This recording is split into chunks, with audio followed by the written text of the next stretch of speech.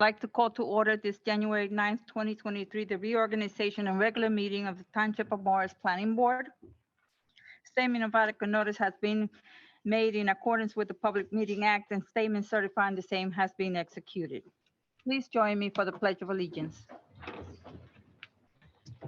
Pledge allegiance to the flag of the United States of America and to the republic for which it stands, one nation, under God, indivisible, with liberty and justice for all.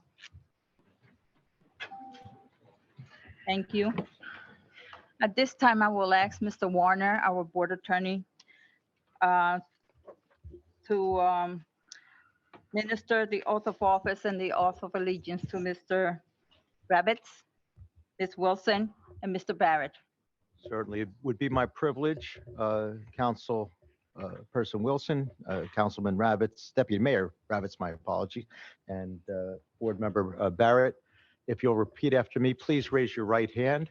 I do solemnly swear I do solemnly swear that I will support the Constitution that I will support the Constitution of the United States of the United States and the Constitution of the State of New Jersey, and the Constitution of the State of New Jersey, and that I will bear and that I will bear faith and allegiance to same faith and allegiance to same and to the governments and to the governments established in the United States established in the United States and in this state and in this state under the authority of the people, under the authority of the people. so help me God. So help me God. And I do solemnly swear And I do solemnly swear that I will truthfully, that I will truthfully, faithfully, impartially, and justly faithfully, impartially, and justly perform all of the duties perform all of the duties of Office of the Planning Board member of office of the Planning Board member according to the best of my ability,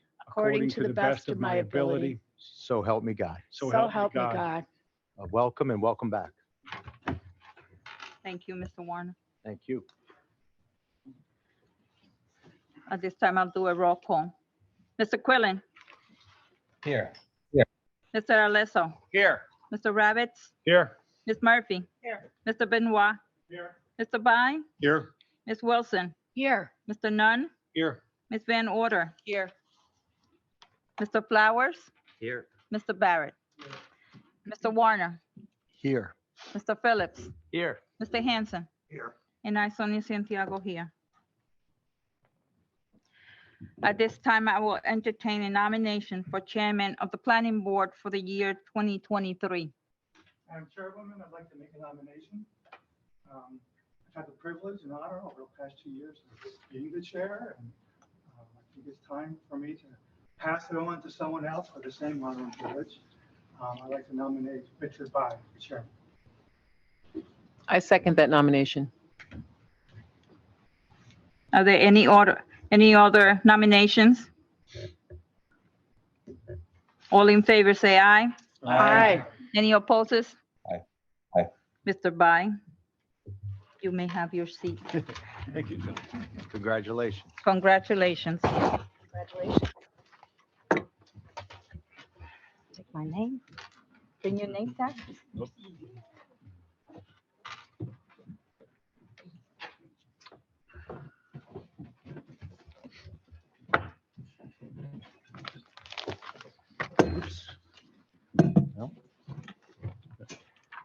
Thank you, everyone. Moving on to the position of vice chair, I would like to nominate Joe Alesso for vice chair. Can I hear a second on I'll that? second that. Any other nominations? Okay, all in favor, please say aye. Aye. All opposed? Okay, Joe, thank you, Joe. We appreciate your effort in the past and appreciate you willing to step up and do it again. Thank you very much. Okay, we have a number of resolutions now for consultants and board professionals. Resolutions, first one is for legal counsel. Resolution to authorizing open contract for legal counsel services to Steve Warner and his firm. Can I have a motion? Make a motion, we appoint or hire Mr. Warner for the 2023 year. Is there a second? I'll second. Okay, I believe we need a roll call on this, Sonia? Oh, sorry.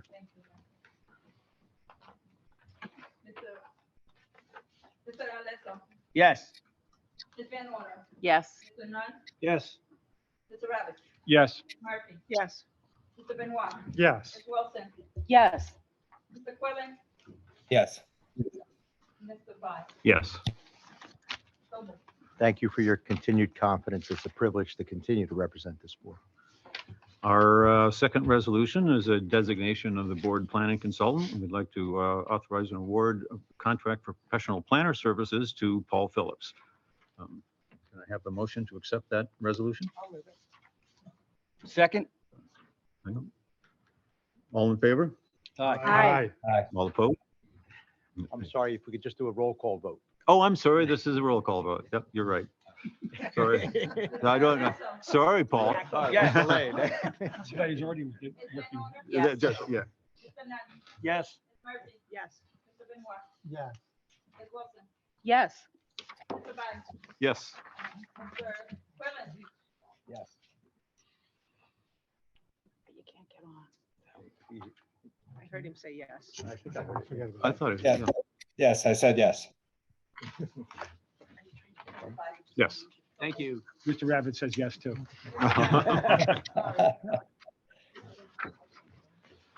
Okay. Moving on, the designation of a radio frequency consultant, authorizing a contract for professional services to Ronald Grafe as our radio frequency consultant. I make a motion, we approve Mr. Gray for a radio frequency consultant. Is there a second? I'll second that. Mr. Alesso? And Mr. Benoit seconded. Mr. Alonso, Yes. Ms. Van Order, Yes. Mr. Nunn, Yes. Murphy, Yes. Mr. Benoit, Yes. Ms. Wilson, Yes. Mr. Quillen, Yes. Mr. Rabbit, Yes. Mr. Vine. Yes. So moved. And the next one is a designation of our board traffic consultant, authorizing an open contract for professional service to Joseph Fissinger for traffic consultant services. And I make a motion, we approve Mr. Fishinger's contract for 2023. Is there a second? Oops. Chief Nunn, seconded. Roll call? Mr. Alonso, Yes. Ms. Van Order, Yes. Mr. Nunn, Yes. Ms. Murphy, Yes. Mr. Benoit, Yes. Ms. Wilson, Yes. Mr. Quillen, Yes. Mr. Vine. Yes. So moved. And Mr. Rabbit says yes too. Mr. Vine. That's all right. I'm only deputy mayor. It's all right. Okay, next we have the board appointments for our professional services for the year 2023. And I would like to, a slate of Jim Slate as board. Appropriately. Yes, right. Yeah, Jim Slate's board engineer, David Hanson as alternate board engineer, Bernard Sanger as alternate board engineer, and Sonia Santiago as our board secretary.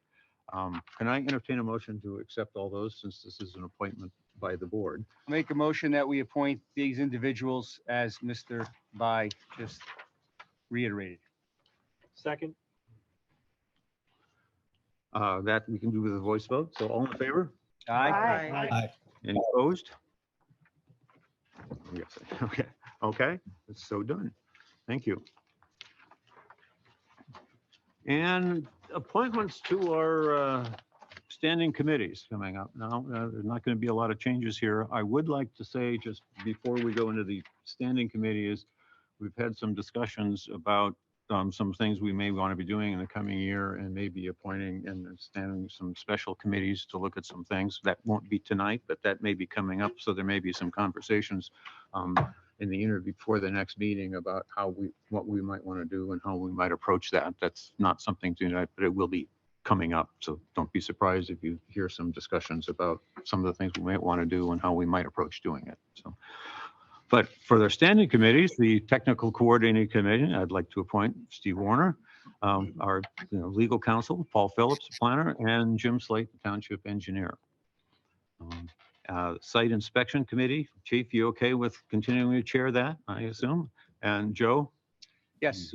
And I would like to remain on that committee also. So our Street Naming Committee, I would like Ed Benoit and George Quillen. I don't think we should let them go till they actually get to name a street. Is that acceptable? Okay with me.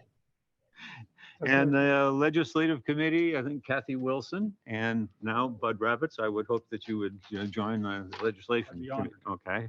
And for the open space designee, Jesse, will you continue to? Good. We really appreciate that. Thank you. Okay, moving on. The next resolutions we have to deal with are the proposed meeting schedule for 2023, which we all have here. We had a chance to look at it, and I will entertain a motion to approve the meeting dates. I move approval of the calendar as presented. Okay, thank you. Can I have a second? Second. No, seconded, and I believe this is a roll call. Mr. Alonso, Yes. Ms. Canora, Yes. Mr. Nun, Yes. Mr. Rabbit, Yes. Ms. Mercy, Yes. Mr. Benoit, Yes. Ms. Wilson, Yes. Mr. Quillen, Yes. Mr. Bond, Yes. so moved. And moving on to the designation of our official newspapers. Resolution is before us, naming the Morris County Daily Record as the official paper, and that the Morris Newsbee be designated as the additional newspaper to receive notices of meetings. And so can I make a motion, we approve those two newspapers for purposes of notice. Second. Mr. Alonso, Yes. Ms. Canora, Yes. Mr. Nun, Yes. Mr. Rabbit, Yes. Ms. Murphy, Yes.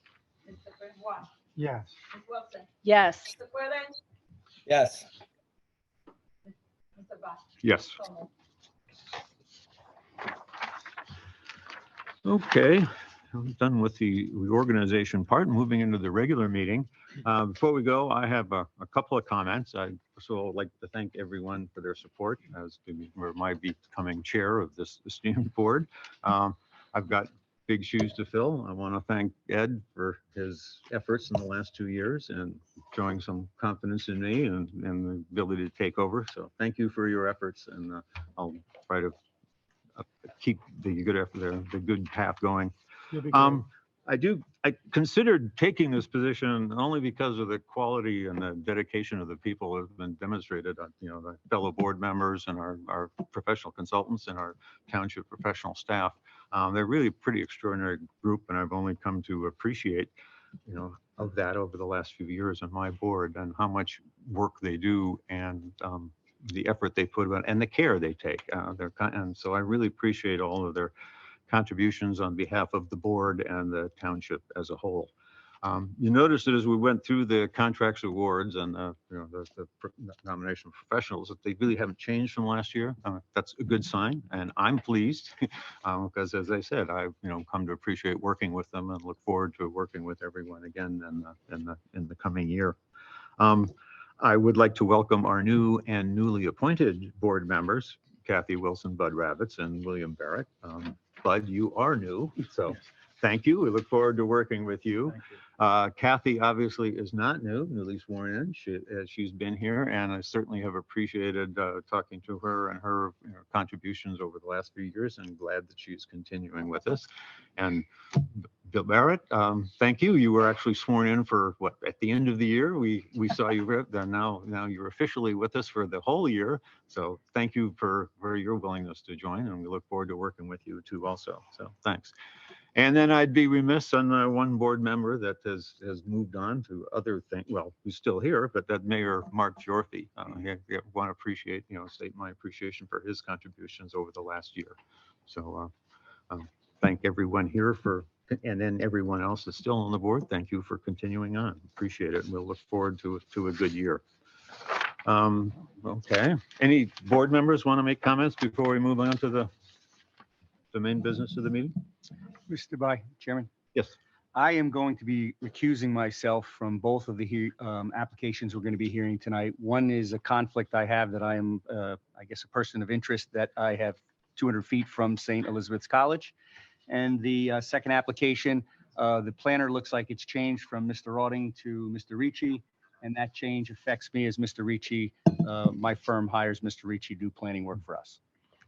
Okay. So I'll just be getting up and sneaking out, and I just didn't want anyone to realize it wasn't because somebody hurt my feelings or said the wrong thing. Okay, thank you, thank you. Also, Mr. Chairman, I just wanted to make note, since this is my first meeting, and even though I did watch on the video on the YouTube channel, the proceedings in December, I'm probably going to abstain my votes unless my vote is needed to break a tie. Okay.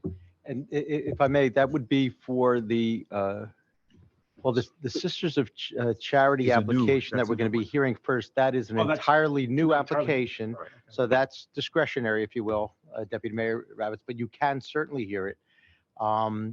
With respect to the second matter, that will be a continuation of a hearing that commenced last year.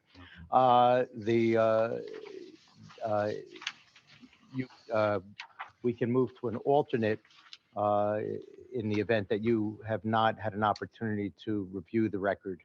If you, I have to review the record. If it goes before December, then I have not. No. I think it Okay. only That started first in one- That's fine. December. First one was Yeah. December. Okay, that's fine. So you're certainly qualified to hear both if you so desire. Thank you.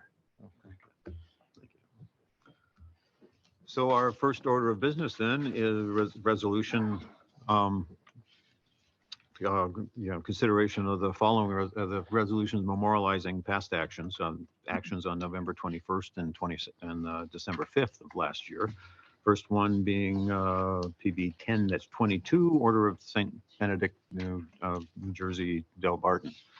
Steve, you want to refresh our memories on that? Certainly, because it was a year ago. In a sense. Certainly, no, my pleasure. The Del Barton application, the signage, it was a preliminary and final site plan approval and bulk variance relief relating to the replacement of signage identifying the Del Barton Private School at 230 Mendham Road, east, west, and south gates, if you will. And the variance relief was not surprisingly related to the area of the signage, the location of the signage, and the number of the freestanding signs. The board granted that application with, as always, very important conditions of approval, primarily related to the lighting with respect to that signage, including shut-off times and coordination with our engineer for a lighting plan that would both properly illuminate the signage, but also not impose any hazard on drivers along Mendham Road. So that would be a synopsis of it. I'll note that the decision was 6-3. And I know Sonia will keep track as well, but I have board members, Committeewoman Wilson, Board Member Van Order, Alesso, Benoit, Bai, and Flowers as being qualified to vote on that, whether or not, and hopefully it does, the resolution accurately memorializes the decision of the majority of the board, the approval. Okay. Any board members have any comments on the corrections or questions on Yes. on the resolution as I written? do have one question or request on the item where the engineering department is going to work with the applicant to figure out the plan. And there's a 6-month, it's on page 9, items 2 and 3. And there's a 6-month period to work out the plan. I would like to request that can the board be notified if the plan is worked out, and if not, if it's not going to be in place. It says here, after 6 months, if there's no plan, the lighting goes back to 11, turning off at 11. Right, I think if I recall correctly, that was sort of the default to ensure that there would be a plan in place to properly modify between fully lit and appropriately lit, for security and safety purposes and not posing a hazard.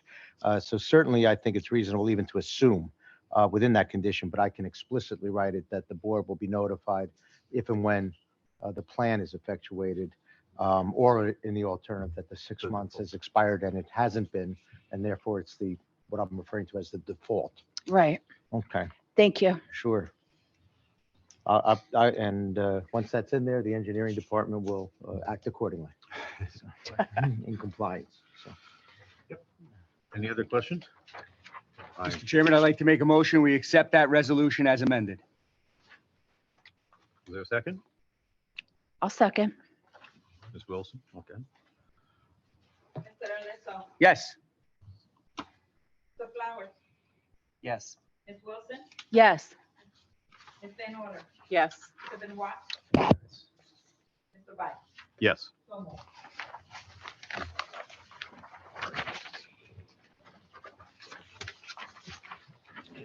The second resolution we have is the Sandy Soul Bites Restaurant, which was decided in December last year, but not a year ago.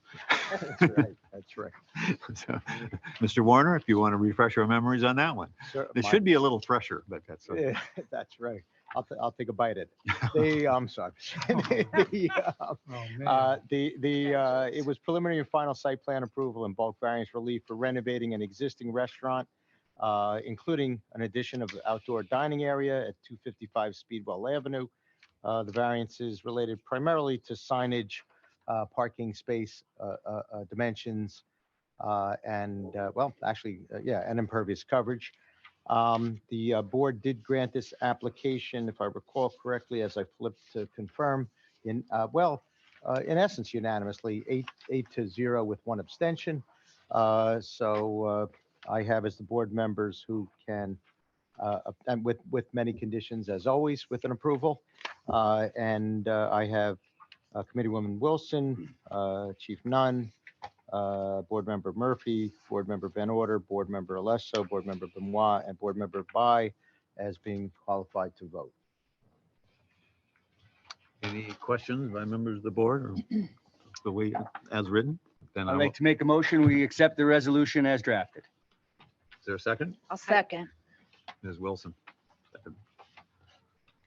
Mr. Arleso, Yes. Ms. Murphy, Yes. Mr. Nunn, Yes. Ms. Wilson, Yes. Ms. Van Order, Yes. Mr. Benoit, Yes. Mr. White. Yes. So moved.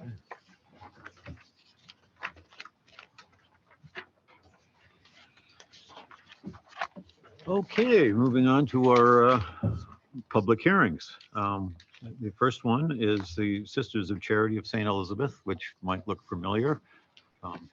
And I will have Mr. Warner give us a little intro and update on what we're doing and why we're here. Yes.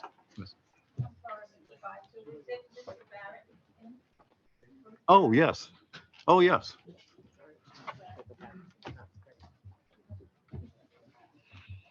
Thank you, Sonia.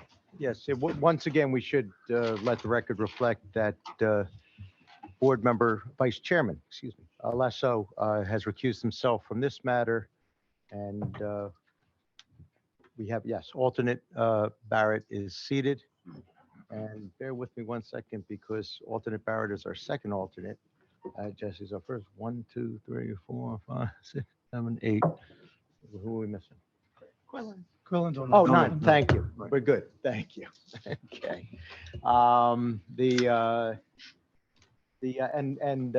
By way of another refresher, we did, what's the old saying, deja vu all over again. The application may seem familiar to some, but we did have a board member who was unaware of the fact until after the fact that he was an interested party. So he has now been recused, and the way to resolve that issue is what we call a do-over. In essence, the application has to be reheard in order to have a valid determination. So that is why the application is before you again 1 month later. And notice was provided. I did have an opportunity to review the notice provided by the applicant.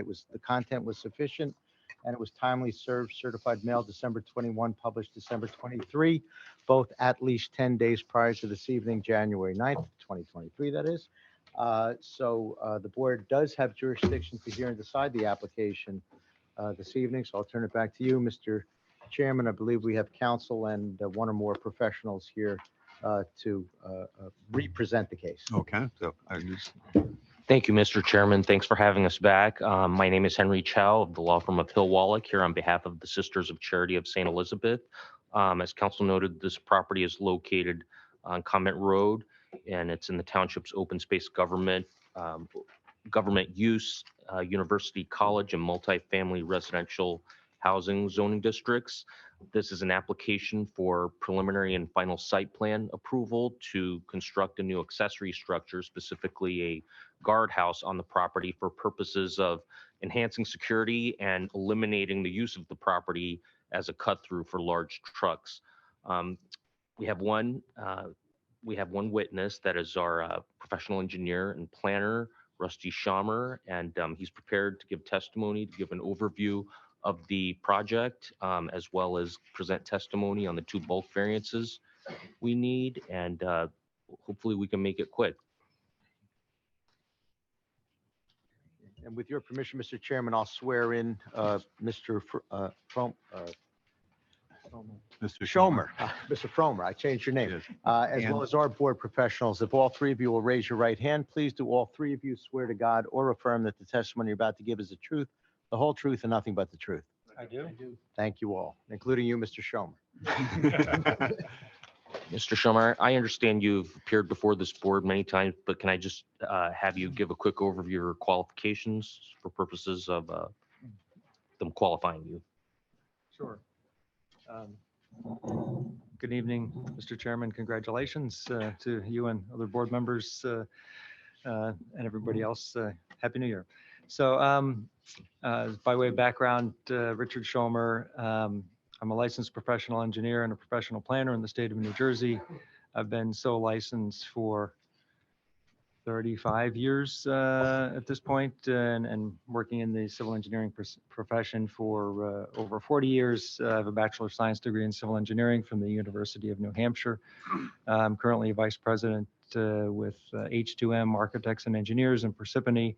And prior to that, for 20 years, I had my own consulting engineering firm, Schomer Engineering, located in Morristown, and other positions prior to that. I've appeared before this board many, many times, and I stopped counting board appearances overall when I got past 1,000, I think. But And your licenses remain in good they're standing, still correct? valid, yes. And you were accepted as an expert in the field of civil engineering and in professional planning in a Yes. somewhat similar case a month ago by this board, correct? I think it was 2 months ago. 2 Well, I think months it ago? was November, but Okay. it was last year, Steve. Yeah.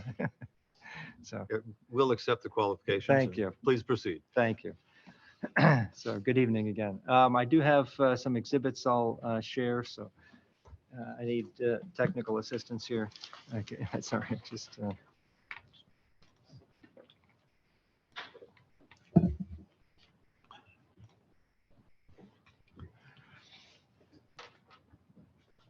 That's reconnected, okay.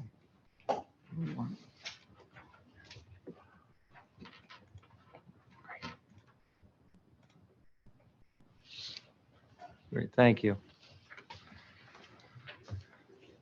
Okay, let me just, so as indicated, this application is for the Sisters of Charity of St. Elizabeth, and what I'm going to do is go to, this should appear, get the spot, there we go. We can put this in so it's full screen. Carolyn, just go. To, from beginning? Hmm? From beginning Oh, okay. There we go. Okay. and just. Yep, scroll through. Okay. And we will provide these exhibits. This is a slideshow of several exhibits, and including the plans that we had submitted with the application. So we could You can mark it as one compendium if you wish, and then Yes. just identify each Sure. page when we get there. So Exhibit A1 is the compendium of, do you happen to know how many pages in total? No. It's a compendium of several Several pages. pages, yes. And page 1 is that an aerial photo? Correct. This is an aerial photograph just really for orientation. And so let me just, yeah, you can kind of see where I'm waving, I hope. So the Sisters of Charity campus is a 150-acre campus. About 50 acres is in Morris Township, and about 100 acres is in Florham Park. So we're dealing, of course, with a portion which is in Morris Township, and that the entire property is outlined in yellow here. And the 50 acres that is in Morris Township is to the left of this blue line, the blue line being the municipal boundary between Morris Township and Florham Park. So we're dealing with the left side here. And we're really focused in on a specific area. The property's been the site of the Sisters of Charity of St. Elizabeth going back into the 1800s, so has a long, long history here. They had a number of other properties surrounding, but today they're in this 150-acre campus that I mentioned. Access into the property is provided two ways, primarily. One on the Morris Township side is coming off of Convent Road, which comes off of Madison Avenue. Madison Hotel is at the corner of Convent Road and Madison Avenue, and you come in, go past the Convent Road, and can I, if I could, I was going to see if I could zoom this in a little bit. Where do we get to zoom in here? You can't? Oh, you can't zoom in? Okay. So Convent Road comes in past the Convent station, railroad station, and comes into the campus. And Convent Road at that point is on private property. So Convent Road coming off of Madison Avenue is a public road, but once it reaches the subject property and passes through the property, it is on private property. Convent Road is a private road that runs from that area of the train station all the way through the property, and it's kind of outlined in the green dashed line here, and goes over to Park Avenue, which is on the eastern side of the property, and Park Avenue, of course, is in Florham Park. So that's the main road which runs through the campus. On the campus, we have the Sisters of Charity of St. Elizabeth Administration Building and some housing. There's also the St. Elizabeth University and also St. Elizabeth Academy. So there are a number of facilities going on here. There are many, many buildings on the property used for those different uses. The main sort of, if you want to call it the main building, the most prominent building is split actually between Morris Township and Florham Park, and is the administration building for the Sisters of Charity. There are a number of other buildings for the other uses. The university attached to the main building is the academy that I mentioned, and several other outbuildings throughout the property. So we're focused really on the entrance in Morris Township coming off of Convent Road near Convent Station, Railroad Station. So this is an exhibit, really just a rendering to highlight what we're proposing. This is, again, is focused, just to orient you again, Convent Road comes in, crosses the railroad tracks, and then you're into the Sisters of Charity property. So slide 2 would be a rendering of the site layout? That's correct. Thank you. Thank you. Really, as indicated, I think in the introduction, this road goes through the property, and for many years, the sisters have struggled with issues related to security and issues related to pass-through traffic. Namely, people will use Convent Road as a cut-through between Madison Avenue and Park Avenue. And again, this is private property. It's not a public roadway. And that pass-through traffic has increased to the point where really the sisters really want to improve the security on the campus, reduce the amount of cut-through traffic. So we're proposing some changes. Today, there is currently a guardhouse, and that's in red at this location. So as you come into the property, near where the roadway splits at one point, there is a guardhouse here. There is 24/7 security on the campus, and this guardhouse is manned 24/7. But the location of the guardhouse off to the side, sort of the way it's all arranged, doesn't really provide for the ability to really check people as they come through. So the plan is to get rid of this existing guardhouse, eliminate that, and construct a new guardhouse in this location. It is approximately 14 feet by 10 feet in size, and it would be placed in an island here in the middle of the roadway. The plan is to have two entry lanes, two 12-foot wide entrance lanes with gates for control. So now instead of being able to just drive right through, they're going to have to stop at a gate. With two gates, two lanes, one would be like for visitors. If you're not familiar and you're not normally coming here, you would come up and stop at the lane next to the guard booth, and you'd have to stop and you'd have to check in with the guard at the booth. If you're sort of a frequent flyer here and you have a pass, you can pull into the outer lane and the gate will automatically come up. So it allows for control at this location. There'll be one exit lane and a gate at that location because we don't really need to be checking people necessarily on the way out. So but there will be a gate at that location also. So this way we get to monitor the sisters and the security personnel can monitor who's coming in. There'll be cameras there. And again, with this, it is monitored 24/7, as manned 24/7, not just monitored, but it is manned 24/7. And if people don't have a pass or they're not supposed to, they're trying to cut through, they will be turned around. They'll be told, this is not a cut through, it's not a public road, you'll have to turn around. And so we have provisions for that. Just past the guardhouse, there's an opening. So vehicles, cars can turn around there. If a truck comes in, and this does happen as well, we get trucks that come through because they don't want to go, they can't fit under the overpass at Punch Bowl Road, so they want to cut through. They'll have to turn around as well, and they would actually be directed to the parking lot, which actually is in front of the administration building, where they can make a continuous U-turn to make that maneuver, and then they can exit.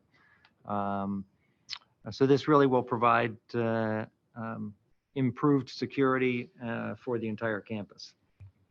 There's going to be a learning curve, no question. People who maybe have had the habit of cutting through here won't be able to anymore. And they'll learn after some time, or, after they do it once and they're turned around, that I guess I can't do this anymore. So that'll happen. For emergency vehicles, if we need to get emergency vehicles in, again, the guardhouse is manned. So we can raise the gate as an emergency vehicle comes. In the event, for some reason, just in case there wasn't anybody there, then we would provide a system to the emergency personnel so that they can raise the gate on their own. So that would be done. That's been done, I know, through horn systems and so forth. But we would work with the fire department and emergency personnel on how we can accommodate that. Related to these changes, we will have to, we're going to have landscaping where, as you can see, we're widening the driveways a little bit on each side, or widening the driveway a little bit on each side. So we're going to add some landscaping. We are going to take down 2 trees. So we've figured that based on the size of those trees, we have to have 5 replacement trees. So that is part of the plan. We have a little bit more impervious coverage to accommodate or mitigate that. We are proposing to collect some of the paved area and put that into a dry well. So that has no impact. There are existing pedestrian paths, as you can see, leading through the campus that come out toward the train station. Those would be retained, and we would connect into those. So those existing pedestrian pathways would continue. Lighting along those pathways would remain. We are going to have 2 new pole-mounted lights. If I go to another sheet here, I wonder if I go to enlargement. Maybe it doesn't help because it's the same size. I didn't know if one of the other pages had enlargement, but we will have 2 new pole-mounted lights. One right in front of the guardhouse and one at the back side of the guardhouse. And that will really provide lighting at that guardhouse location so people can see the area better when they're approaching it. The lighting will be really right specifically in that location. The guardhouse will be ADA compliant, and the location of the guardhouse was determined really so if you come into the campus, we wouldn't want to have it right at the beginning of the campus. We want to have it set a ways in, because in case there is a stacking of a few cars, there's plenty of room for that. Then we would not have an issue with stacking back over toward the railroad.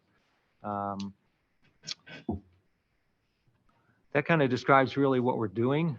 We think it's pretty straightforward. The existing guardhouse, as I said, would come out. So it would really be replacing one guardhouse for another. When we went to the TCC, we talked about this, and because of the way the ordinance is constructed, we do have a couple of technical variances that we have to deal with. These relate to accessory structures. Section 9536 of the ordinance regulates accessory structures in non-residential zones under one subsection, that's subsection C. And then as it talks about accessory structures in non-residential zones, it refers back and says, but you have to comply with what's in the residential requirements in the residential zones under subsection A. So that kind of triggers a couple of items of relief. One is to permit an accessory structure to be closer to the street line than the principal building. So in this case, this guardhouse would be closer to Convent Road, where it comes off from near Convent Station. It would be closer to that roadway than the administration building, say. So that as an accessory structure, it would be closer to the street line. And the second part of the relief is to permit a total aggregate square footage of all accessory structures on the property to be more than 900 square feet. As was mentioned, and I should have mentioned it, but we are in the OSGU zone, open space government use zone. We're a very large property. We already have a number of accessory structures. And I think the ordinance probably wasn't specifically crafted for these types of properties. Very large properties that really, these particular items with respect to the location of accessory structures is probably more fitting in a residential zone. With this type of a layout, it's very unique. These types of large properties and open space use with open space uses is not the same as you find obviously in the rest of the typical residential zones. So those are the relief we need. I think it's, like I say, difficult to strictly apply the accessory structure requirements to such large open space properties. In my opinion, you could really approve this under both a C1 and C2 standard because of the uniqueness of this property, the structures that exist on it, that lawfully exist on this property. We do have a situation where strict application of the zoning regulation imposes a hardship. This application, in my opinion, also clearly advances public health, safety, and welfare. The specific purpose of this application is to improve campus safety.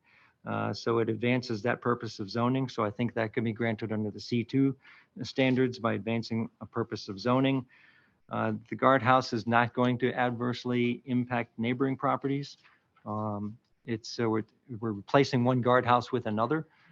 So the location actually is probably a little further from adjacent properties than the existing guardhouse. So in my opinion, it does not adversely impact neighbors. So there's no substantial detriment to the public good. And this would not substantially impair the intent and purpose of your zone plan or zoning ordinance. Again, it's a little difficult to apply these standards to these types of properties. But again, replacing one structure with another one, the purposes of which I think clearly advanced purposes of zoning, I think can be supported under the C2 standard. That's really the presentation in short. Some of you may have heard it before, but you didn't hear it before. So that's really it. I'm happy to answer any questions that you may have. Board professionals, any questions, comments concerning this application? I'm going to reserve. I just have one. Rusty, is there any controls on access on the Florham Park side of the property? Good question, Paul. Right now, no, but that would be something else that may be coming. As you may be aware, there's a property over there that may be developed with some multifamily housing, and that would probably be linked into that. But that's part of the discussion also. Okay. Yeah. Do you have the same issue coming from Florham Park from a security, safety standpoint? Right now, access in from Park Avenue is closed.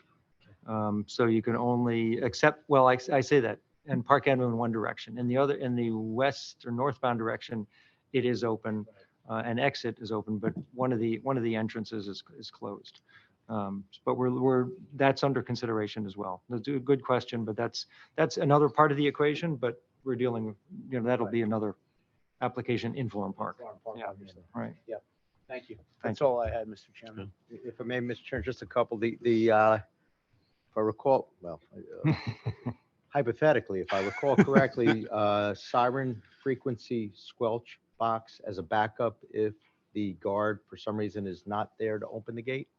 Or That would something along those lines? that Would would that be a be- condition of yes. approval? We would agree to that, yes.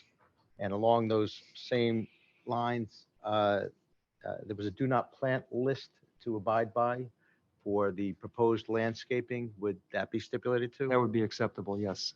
Thank you. And bear with me as I review hypothetical notes in my head. Emergency personnel access, subject to, you've got that already, but so subject to review and approval of our fire official. Yes. Extent not already course. satisfied. Of course, yes. And I believe, and you said the guardhouse was ADA accessible, excuse me. So I think Yes. that's all I have, Mr. Chairman. Thank you. Okay, thank you. Any questions, from board members, for this witness? Mr. Chair, I have one question. Yes. Thank you for the presentation. And I do see where it certainly addresses the campus security issue. But my question is more relating to public safety and security. You mentioned that with the guardhouse, looks like it's about, 75 feet, 100 feet closer to the rail tracks? It's a little closer, yeah, I don't. It's a little- distance, but It's a little bit closer, and considerations were given to make sure there's not an issue of stacking across the rail tracks. How is that going to be?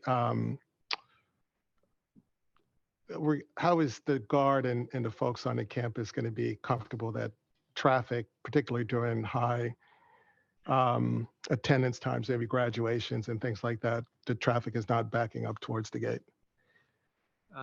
If there is a particular event, obviously there will be a guard there and the guard can let them through and can monitor that.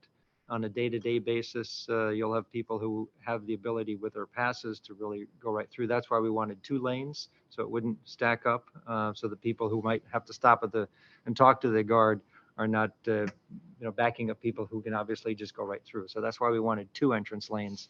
But since it will be manned, and if there's a particular event, then they will know that we're going to have to let people in for that event, but that'll be monitored. Okay, great. Thank you. Any other questions? I have a Yes, quick Mr. question, because I didn't hear the first iteration of this. Just on the lighting, I'm assuming that the security lighting will be from dusk till dawn. It'll be constantly on, and the light will be downward facing only. Yes. I'm sure you covered that And already. they're going to monitor, they're going to be similar to the lights that are there. So we want to make it uniform, but yes, they're downcast lights, yes. That's all from me. Thank you. Yes, thank you. Anyone else? Members of the public, are there any questions for this witness? Yeah, seeing none, I guess we'll close the public question period. And summation? I'm sorry. Oh, Mr. sorry. Chairman, Yes. Before summation, if that is your only witness, that you close your direct, so to speak? Yes. Okay. Oh, concludes okay. our Thank you. presentation. Thank you. Then we can go to public comment, if any, and then summation. Mr. Public, Chairman. okay. Is there any public comment on the application in general? Okay. I guess we will close the public comment portion. Now we can move on to the summation. Thank you, Mr. Chairman. Have nothing else to add. It's a straightforward application. Again, this is for purposes of enhancing security and kind of cutting down on a lot of the traffic that's going through campus right now that has caused trouble for the campus over the years. And we just appreciate the board's consideration of this application for a second time and request that you grant approval. Thank you. Thank you, Mr. Chow. And if I may very briefly, Mr. Chairman, just to remind the board, that it's a motion for preliminary and final site plan approval and the variance relief as stated not too long ago by Mr. Schumer when he was wearing his planning hat as opposed to his engineering hat. The accessory structure closer to the roadway, common road, than the principal structure, the administration building, as well as the total accessory structure area exceeding 900 square feet. Those are both bulk variances. The board members we have who are qualified to vote, while everyone is certainly more than qualified, we have 10 board members here this evening. So it would be our regular board members, including alternate number 1. So respectfully, I believe alternate number 2, our board member, Mr. Barrett, who can and did participate and participate in the deliberations as well, just cannot vote. Thank you, Mr. Warner. Any comments, discussion by the board members? I'm ready to make a motion. Okay, thank you. I'd like to move for approval with the variances and associated stipulations that were read out earlier. Thank you. Is there a second? I'll second that. Any discussion? Can we call the roll? Mr. Quillen? Yes. Mr. Nunn? Yes. Ms. Murphy? Yes. Mr. Rabbit? I'm going to abstain from this one. Ms. Wilson? Yes. Ms. Van Order? Yes. Mr. Flowers? Yes. Mr. Vine? Yes. Oh, no. Can I miss somebody? Me. You, I vote yes. well, some things Yeah. don't change. Okay. Boy, how quickly they forget, huh? What? Maybe I'm sitting in the wrong chair. You're not in the middle, so you're out of sight, out of mind. Mr. Benoit? Yes. So moved. Thank you, Sonia. Thank you. Thank you. Yes, thank you. Okay.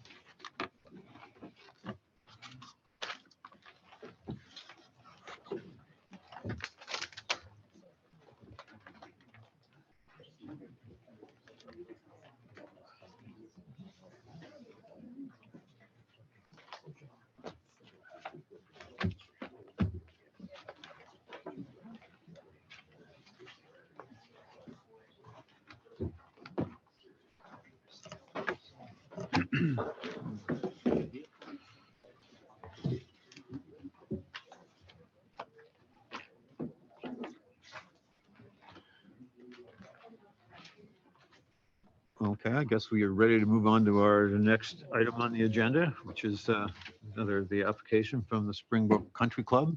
Sonia, could you read the application? Yes, Mr. Chairman. This is application PBO 422 Springbrook Country Club for site plan variance waiver. Block 5802, lot 1, 9 Springbrook Road in the OSGU zone. This is a continuation from December 5th, 2022 public hearing. Applicant proposes to expand and upgrade an existing parking area and expand a paddle tennis warming hut as part of a second-story addition above the existing tennis shop. Thank you, Ms. Sandiego. Okay, this is well, I can let Mr. Warner, can you refresh where we are in the process here? Certainly, it is a continuation of an application that commenced either in November or December of last year. I think it was December 5th. December 5th. Yes, December 5th. We heard testimony from the engineer, as I recall, as well as questioning from various board members, professionals, and members of the public.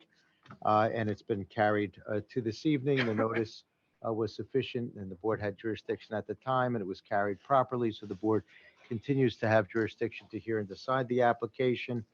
I believe all of our board members, well, let's see, the only Deputy Mayor Ravitz would not have been here. Discretion to participate or not, if you, because as stated, you're qualified having reviewed the record, the transcript. Otherwise, I think everybody is qualified, but not everybody will be able to vote. Only the 9 regular members, whoever they may be, depending upon, I guess, Deputy Mayor, you'll be participating in this matter as well? Yes, I will. Okay. Then we have our second alternate, Mr. Barrett, who will can participate but cannot vote. And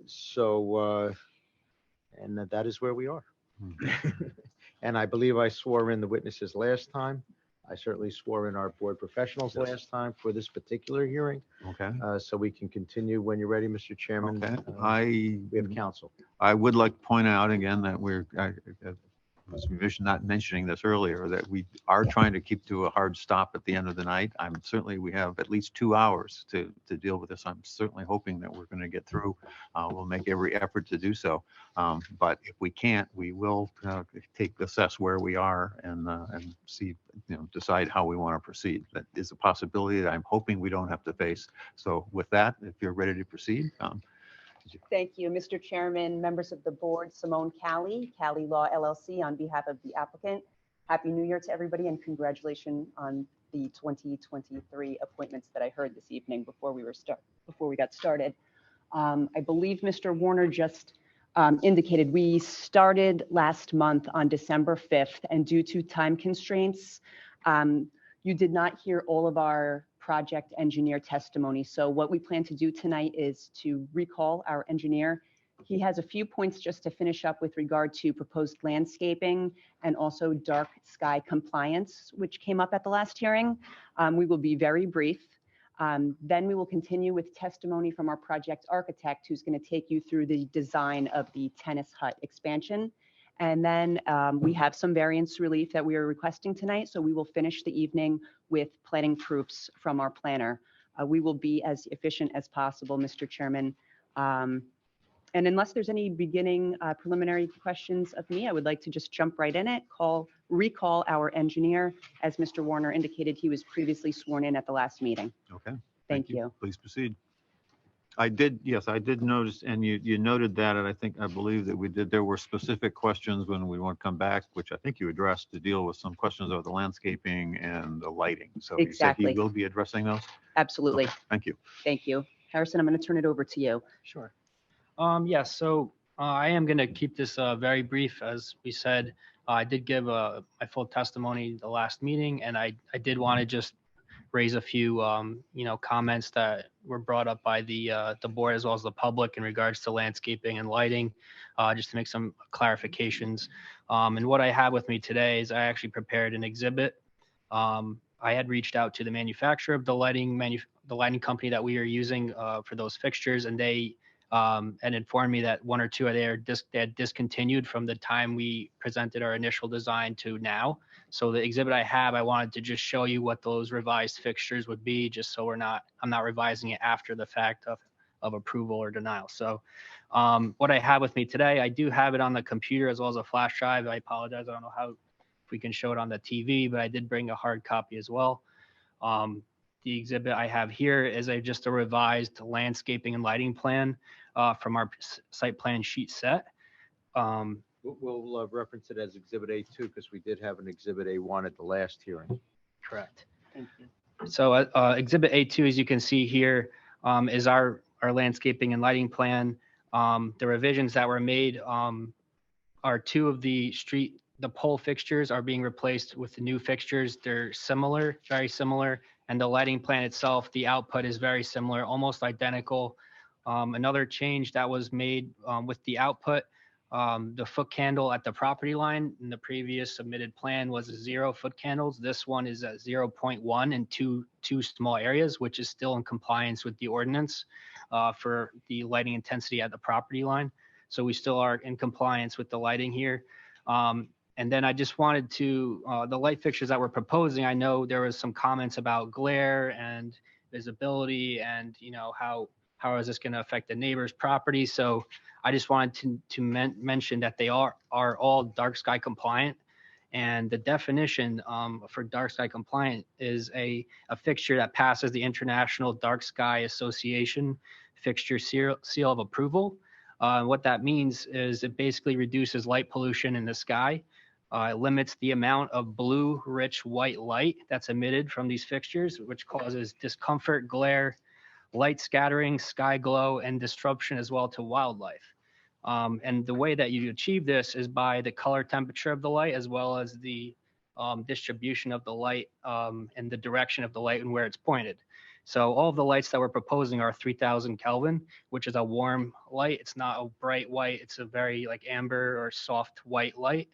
And all of the light fixtures as well are full cutoff or cutoff, which means that there's no light that is emitted above the horizontal plane of the fixture. It's all pointed downwards, and it is not spilling over elsewhere above the light fixture itself or horizontally to a certain distance. So that sums up what dark sky compliance is, and we are meeting that with all the fixtures we're proposing, taking into account the neighboring property, and going into that with the light and shielding from neighbors, the landscaping, which I presented in the last meeting in December. We are proposing a perimeter of trees, which we are meeting as well with the ordinance, the required number of trees, with an abundance of, I believe, is 6 additional trees more than what's required. And there was a comment or question about the planting height in regards to the caliper size at the time of planting, as well as the maturity height of each tree. So the plant list that's provided on this exhibit also has updated mature tree heights as well as installation tree heights. The shade ornamental trees that we are proposing, which is a total of 16 trees with a 2.5 to 3 inch caliper tree trunk. The installation height will be anywhere from 12 to 14 feet with a mature height of anywhere from 40 to 60 feet for each of those trees. The evergreen trees, which are the trees that are actually bordering the neighbor to the north and northwest, the remaining trees will be those evergreen trees with a 7 to 8 foot size root of that tree of installation. The installation height will be 7 to 8 feet initially, with a mature height of 40 to 60 feet as well, and range from species to species. Some will be 40 to 50, others 50 to 60. So I just wanted to mention that will provide a nice buffer from the neighbor and shield the light as well as any noise and traffic in that area. I also wanted to note that the species that we did provide are on they are not on the list for the New Jersey Invasive Species Strike Team 2022 Do Not Plant list, as well as the New Jersey Invasive Species Strike Team 2022 invasive species list. So they are not an invasive species. They are an accepted species by the town. So I just wanted to point that out as well. And with that, basically sums up what I have to say regarding landscaping and lighting. Thank you. I have no further questions. Yeah, any questions from our board professionals? I don't have on this one? None here. Can you just, I think it would be helpful for the board and the public if you were to go through the exhibit, the proposed landscaping showing where the deciduous is and where the evergreens are, and also just pointing out the adjacent properties and particularly where the homes are. Sure, I think that would be helpful. Yeah. All right, so speaking where the neighbors are, there's a residence over here to the northwest. I don't recall how far generally in length, how far they are, but they are at a higher elevation. Yeah. Sorry. So yeah, I was saying before that there are 2 adjacent neighbors per se that are in relative close proximity to the parking lot. We're proposing more or less this neighbor up here. There's a new house that's being built. It's a bit farther than this neighbor here. So this one is closer. But as I was saying before, the neighbor here, I don't know, generally speaking, linearly in length, how far away they are. We don't have that on the survey, but they are at a higher elevation. And with that, that's why we are proposing a lot of the trees here blocking that neighbor. I'm sorry, Mr. Chairman, I just didn't know if members of the public could see where you're pointing, not to make it I know it's difficult to do it so that the board and the members of the public can see it, but that's probably better. Maybe that helps. Thank you. So I was speaking about the neighbor up here, that they are at a higher elevation, and we're taking into consideration how close they are to us, because we are requesting a variance for the buffer as well. So the trees that are planted right here, as well as through the top, I have two different symbols shown for two different types of trees, the deciduous and the evergreen. The deciduous trees are these lighter green, more circular type of tree, and the evergreen are these type of, I guess, spiky, darker green color. So that is shown in the plan here.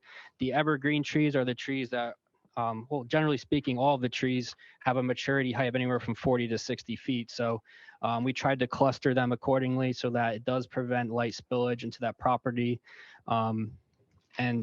And honestly, like I said before, we're providing more trees than what's required by us. We're providing 37, and the ordinance calls for 31 based on the trees that we're removing. So we feel that this is adequate, and it'll provide a really nice buffer and screen to those neighbors. Thank you. Any members of the board, any questions for this witness? Mr. Ravitz? I just have a quick question because I don't recall seeing it addressed in the December meeting. You talked about, I think, 6 evergreen trees and that they are going to be compliant with our do not plant list, which is great. Thank you very much for that. Is there any itemized list of what trees are being planted, specifically evergreen? Yeah, so the plant list that we are providing is on the plan here. It identifies the common name and species name for each of the trees, as well as the planting height, installation height, root size, caliper size. All that information is provided on our landscaping plan. Thank you. Mr. Chairman, Yes, Ms. Wilson. thank you. So I have a couple of questions. There is a 4-foot wall, correct? Wait, can you show, would that be like on the 25-foot line from the adjacent property? Yeah, it's basically bordering. It's holding that 25-foot buffer line, the wall. That's the line we held because we knew that's what we wanted to show, and that's what's withholding the earth. So I can show you here. That's all right. I just wanted to confirm that. Yeah, it's basically holding that 25-foot buffer line. Okay, and just to clarify, the trees that you just pointed out that are buffering to the adjacent property there, how tall are they when they're planted? Those trees, when they're planted, are going to be 7 to 8 feet in height, and the mature height will be anywhere from 40 to 60 feet. So how much do they grow per year? They grow anywhere from 12 to 24 inches a year. Wow. Yeah. Okay. This is the revised plan. Is this what we have in our packet, or it's? This is just an exhibit I prepared recently, but it will be revised in the next set of plans. They'll be shown on the next set of revised plans. What do you? I don't. It's not been submitted. It's just an exhibit for today. It's an exhibit for Yes, tonight. That's correct. Okay. You're anticipating revising the plans in the event there's an approval as part of the post-approval process? Is that what you're saying? Correct. Okay. You've mentioned there's a change in the lighting plan, and are the changes to the landscaping plan just the addition of the planting heights and heights at maturity? Are the numbers and location of those plants the same as were originally submitted? So the landscaping plan did not change. It's Okay. all So the the same as changes before. are I just in added the more notations. information. Okay. Yes. Thank you. I have a. Would you like to go? No, go ahead. So a couple of questions about the lighting. Are there 3 poles total? And we're talking just the parking lot here. So there are a total of 7 light fixtures, and there's going to be 6 new poles. One of the light fixtures will be mounted to an existing utility pole. So it'll be 6 new light poles with light fixtures and 1 new light fixture on an existing pole, and they all have a mounting height of 15 feet. Okay. And you're saying that the fixtures are all dark sky compliant? That's correct. Okay. Did you, I don't recall, you may in the last meeting, did you talk about the timing and when they go on and off? Yes, I indicated that the lights will be off at 10 p.m. every night, that they'll be on a timer, and that after 10 p.m. there will only be 2 lights that will remain on closer to the clubhouse, just for security purposes. And I should note as well that since this lot is mainly for pool use, mainly, the pool is only going to be open during a portion of the year. It's not going to be open up all year, and the pool closes at 8 p.m. So with that also restricts the amount of vehicles, that will be entering and leaving the area, generally speaking. Okay. Switching over to the landscaping, you may have spoken about this at the last meeting, I don't recall. There was reference in the EC report to the Tree of Heaven. Yes. Did you talk about that? I did mention, I know there in the report, it was asked that like a professional arborist or somebody handle the removal because of the lanternfly, I believe. So that we agreed that we can do that. Yeah. Okay. Yeah. I didn't have it in my notes and I didn't recall and I didn't watch the video. Also, I was here. Yeah. We'll work with you on that. Okay. And I do appreciate also that you followed the do not plant list. Thank you. Yeah. So, and then we'll have discussion of the paddleball hut later with the architect. Next witness, Okay, correct. very good. That's all I have. Thank you. Okay. Mr. Chairman, now, Yes, Mr. Benwell. my notes from last time said you removed 36 trees and provided 47 trees. Is that for the parking lot or is that for the whole project? This is just for the parking lot area. There are no trees that are being removed for the tennis hut expansion. There's only trees being removed around the parking lot. So the calculation for tree removal and tree replacement is just for this area. Okay, so I thought I heard you this evening say you're planting 16 trees. No, we. No, okay, so I Yeah, misheard. Okay. no. So it's removing 36 and planting 47? Is that still the number? Let me just refer to my notes so I'm not. Okay, so we're removing a total of 47 trees, physical trees. 11 of them are dead, which are not counted towards the replacement since they are a hazard. So 36 live trees will be removed. Of those 36 trees, 5 of them are large diameter. One of the large diameter trees is dead, so that is not also being counted. So 47 new trees are being proposed to be planted, which is more than the ordinance requires. 31 is what the environmental commission report required, and we're actually planting more than that. Thank you. Yeah, I see where you had 11 were Yeah. already dead. So, okay, that's what I have. And I think, Council, Committee person, you already asked my question on the lighting, so I think I'm good with the lighting. That's all I have. Any other questions? Mr. Chair, I Yes, just have one Mr. question. And I apologize if you covered this back in December, but the proposal is to install, I believe, 33 additional parking spaces for pool use? Yes. Or in the pool area, I should say? Yes. Which will really be seasonal use, correct, in the late spring, summer months? What's stopping Springbrook from putting in the additional parking spaces at the other parking location? And if that were the case, we wouldn't be dealing with this request for a variance, right? It's a good question. Not necessarily. I mean, the other parking lot is already maxed out, and if you're to expand in either direction, you're gonna hit those buffers anyway. You're gonna have some. There's also neighbors to the north and northeast there.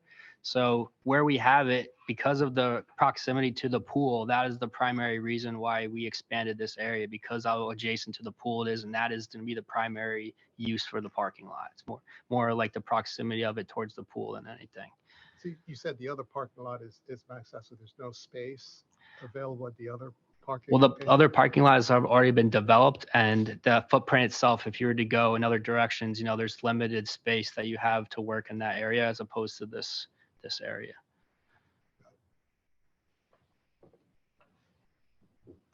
Any other questions from board members?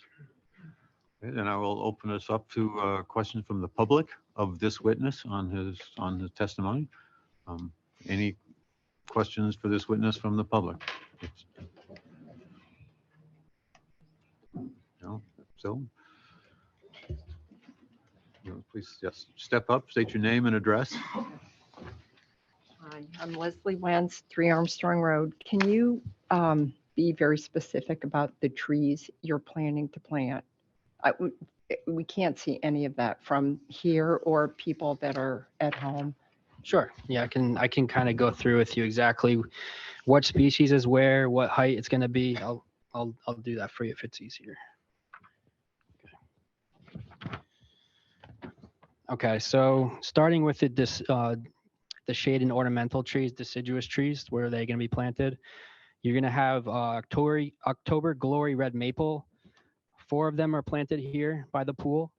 They're going to be planted at an installation height of 12 to 14 feet, and they have a mature height of 50 feet. So those are the trees closest to the pool, right over here. And there's also additional, let me see. There's another 5 of those trees right here bordering the corner of the parking lot. And there's another 2 trees right here. And there's a total of 10 of them. So there's 2, 6, there's 10. Those are the trees that are planted that are October Glory Maple. There's one Green Mountain Sugar Maple tree, which is a similar type of tree with an installation height of 12 to 14 feet, mature height of 40 to 60 feet, which is located right here. It's between the fairway of the hole and the parking lot. And then there's going to be 5 of the Chancellor Linden trees, which are planted at 12 to 14 feet upon installation, which also reach a height of 50 feet. And those are going to be planted up here. There's 5 of those. So there's 1, 2, 3 right here. And then there is 2 down here, I believe. Yes. 1, 2, 3, 4, 5. Yes. So there's 5 of those planted. And then with the evergreen trees, which is mainly what we're using as the buffer between the residences and our property, there's going to be 17 of the Jersey Princess American Holly tree, which is it's put in at an installation height of 7 to 8 feet, and which grows to a height of 40 to 50 feet. Those are the trees that are bordering the neighbor up here. There are four here, another 4 here, and I believe that's all. So those are bordering the north and the northeast part of the site. You have 1 Jersey Night American Holly tree with a similar height, planted at 7 to 8 feet, with a mature height of 40 to 50 feet. That one is located, it's hard to see, apologies with the lighting on top of the landscaping. That one is planted, let's see, JK. Right here. So it's in between the other evergreen trees I just pointed out. And that's also to break up the species a little bit. So there's not so much uniformity. It kind of makes it look nicer. And then there's going to be 6 of the Norway spruces planted at 7 to 8 feet with a mature height of 40 to 60 feet. And those are located, there's 1 down here, additional 4 right here, and 1 right here. So those are located on the golf course side. And then the remaining are 18 of the Serbian spruces planted at 5 to 6 feet upon initial installation, and which grow to a height of 50 to 60 feet. And those are located all along here, again, along the fairway.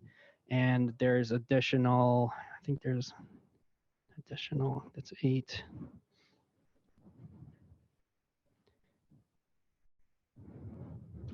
This should say 8, not 18, I believe, or 18.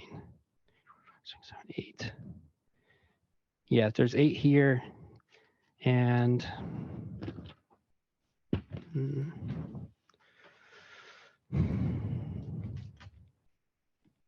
I think one of these should have been labeled PO, but there's going to be 18 of them that are being planted. Okay.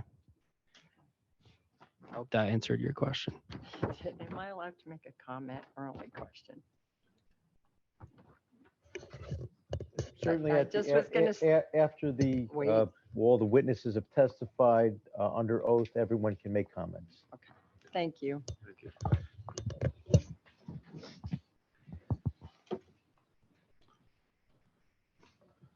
Yes. Julie Winter, 210 Mount Kimball Ave. Can you tell me the hours of operation for the tennis courts? The tennis court will be handled by the architect following my testimony. That'll be our next witness. And the clubhouse That's following as well. next week too. So the pool we know is 8 o'clock. I'm sorry. The pool lights will turn off at 10. Oh, 10 they're p.m. turned off at 10, not 8? Yes. No, Okay.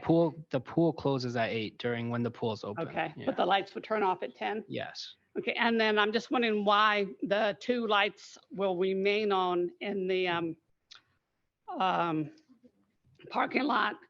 You said for security, is that for vandalism or is that for a car Yeah. that's still left in the parking lot? I mean, it's for safety and security. If someone's walking at night and they can't see, there's tripping hazards, you're falling, there's animals. I mean, I can't really speak to what can happen, but it's general practice to leave a light on during the middle of the night for safety purposes. But technically, should there be a car there in the middle of the night? There could be. I don't know.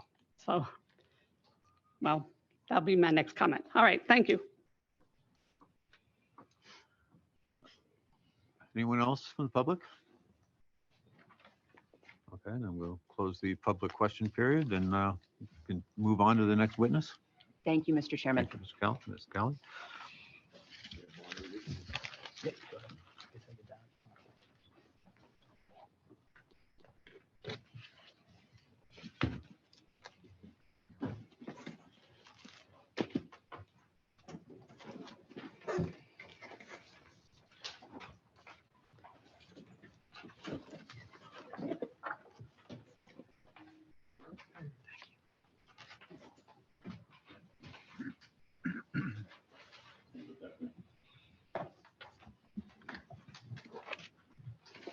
Good evening.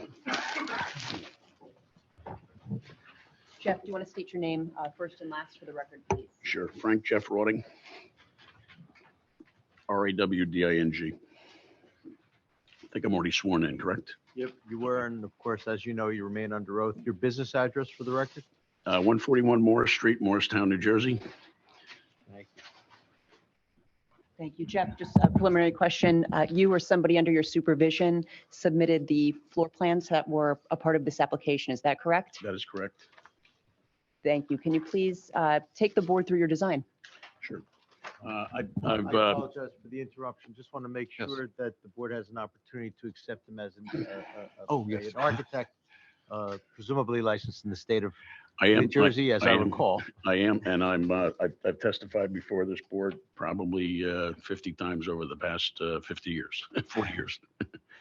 So I've been in front of this board a lot. I'm a local architect. I do most of my work is golf club related, and I've been hired by Springbrook to add an addition to their existing racket facility.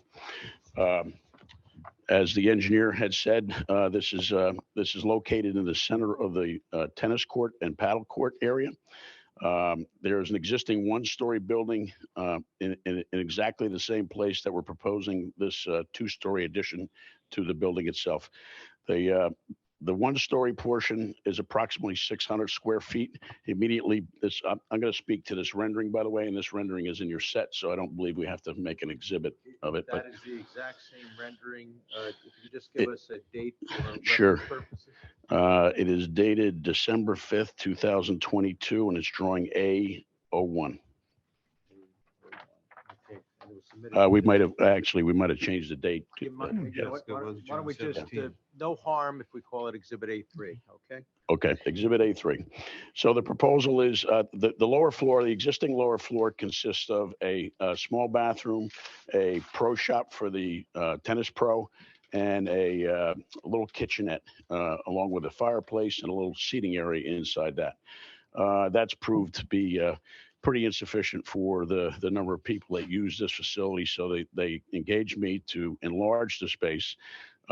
Given the constraints on the site and the proximity to the wooded line to the rear and the courts left and right, our option was to go up. So what we did was added another 800 square feet above the existing 600 square feet. The building itself is cantilevered as you're looking at this elevation here, it's cantilevered left and right over the existing portion, essentially creating an overhang on what would be a walkway between the court and the building. And we proposed predominantly windows on that upper floor. It's pretty wide open space, and I'll show you the floor plan in a second. But the purpose of which is to view the tennis and the paddle from that upper level. We added another, I believe it's 400 square feet of decking. Just check my numbers.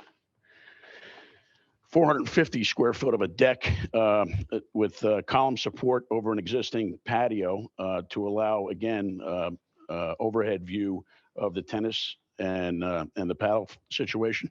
We ended up also being able to create undercover area that under that patio as well as outside undercover area that will afford some shelter in the sun and the like when they want to get off the courts. There's an existing door in the center down below. I'm going to move to the other exhibit, which is probably also dated the 5th, 2022. So we can call this A4.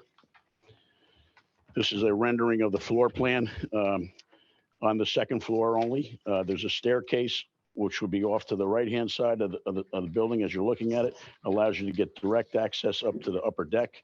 That's the only access to the second floor. There's a indoor area that will be a cathedral space. And again, windows on two sides that would allow you to overlook the courts. A little buffet counter in the back, some miscellaneous storage, and another bathroom on that level, which stacks immediately above the bathroom below it. And then an outdoor deck as shown in the A3 rendering with a wire rail that allows you to go see right through it. Brand new windows on both levels. Windows on the upper level. There's an operable door in the second floor that allows that door to open up, and you have interior, exterior use of that space. We envision that it's going to be used primarily for viewing, but there's also a lot of tournament setups with the racquetball. I'm sorry, with the paddle ball, where they might be congregating on that second floor after the match. In terms of materials, it's going to be consistent with the materials that exist on the building today, which is shiplap siding. We're going to use hardy plank to cementitious siding to keep it maintenance free, and an asphalt shingle roof that'll match the balance of the facility, which both the club and the pro shop and the halfway house have now. That's about it on my direct. There's not a lot to it. Oh, let me talk a little bit about lighting, though. There is no proposed lighting per se, other than the existing lighting on the tennis courts. We will have a building-mounted light or two, but nothing greater than a residential wall-mounted fixture that you'd see on a typical home, and it would be to the inward-bound side of the tennis courts. There's no lighting on what would be the side that would face the wooded area or the residence to the west, I believe that is. And that's my direct. If you have any questions, I'd be happy to answer. Any questions from the board professionals? You could just explain to the board that there's no increase in impervious coverage.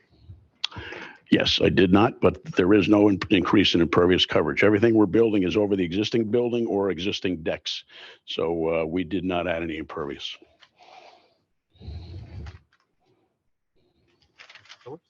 Any? No questions, Mr. Chairman. Mr. Warner? None. Thank you. Any questions from board members?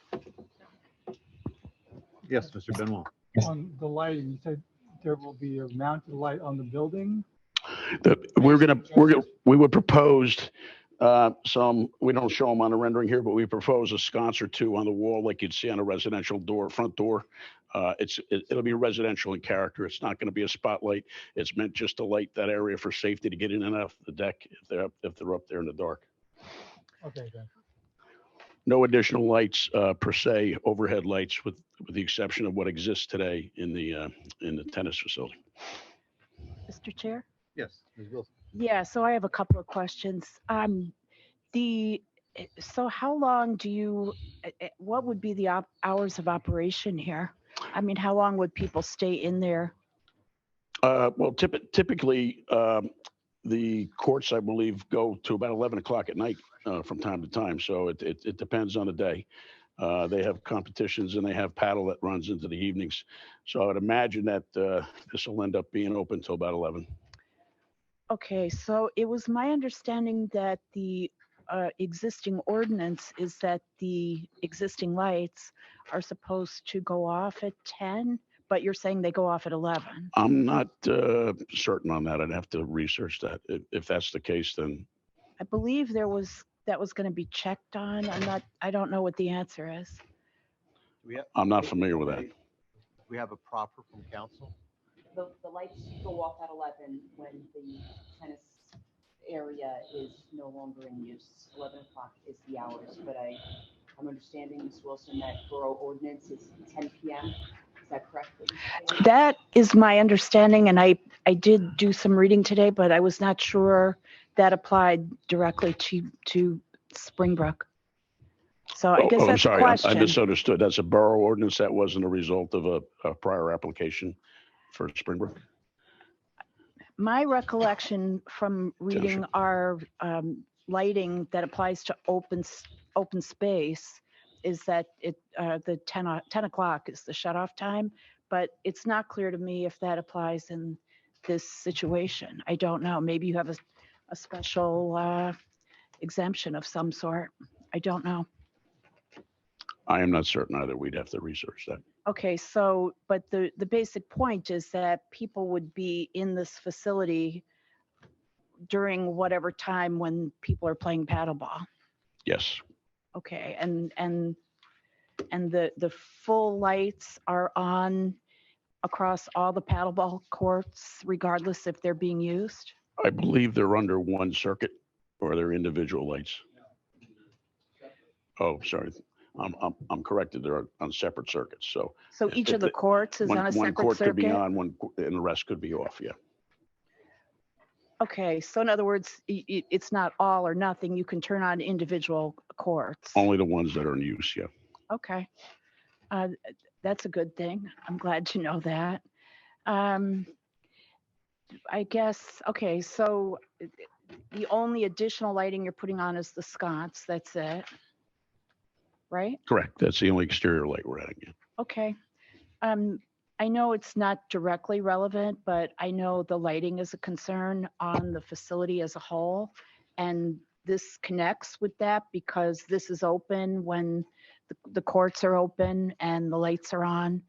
And to the extent that the lights can be turned off when the courts are not in use, I know that would be greatly appreciated. I believe that's the intent. And again, we'll work down to what the ordinance has to be. And obviously we'll work. I will say it's we'll my comply with the understanding. ordinance. I'm sorry. We will comply with the ordinance if we have to comply with the ordinance. Yes. Right. And okay, so to the extent that the lights can be turned off when they're not in use, that to me would be an appropriate request for a condition of approval. I'm getting the nod that that's fine. Okay. What I was going to say is that it's my understanding that's not happening now, but I don't know.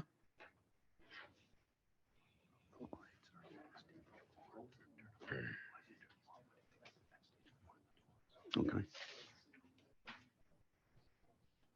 That's it? I'm told the controls are immediately at the access to the court. So as you go on the court and you go off the court, you turn them on and Okay. off. Okay, good. That's all I've got for now. Thank you. Board members, any other questions? Yeah, Mr. Chair, if I may. And Mr. Rodding, first of all, that's a very good looking building. Thank you. The question I have, I don't know if you're the appropriate person, maybe Ms. Callie is.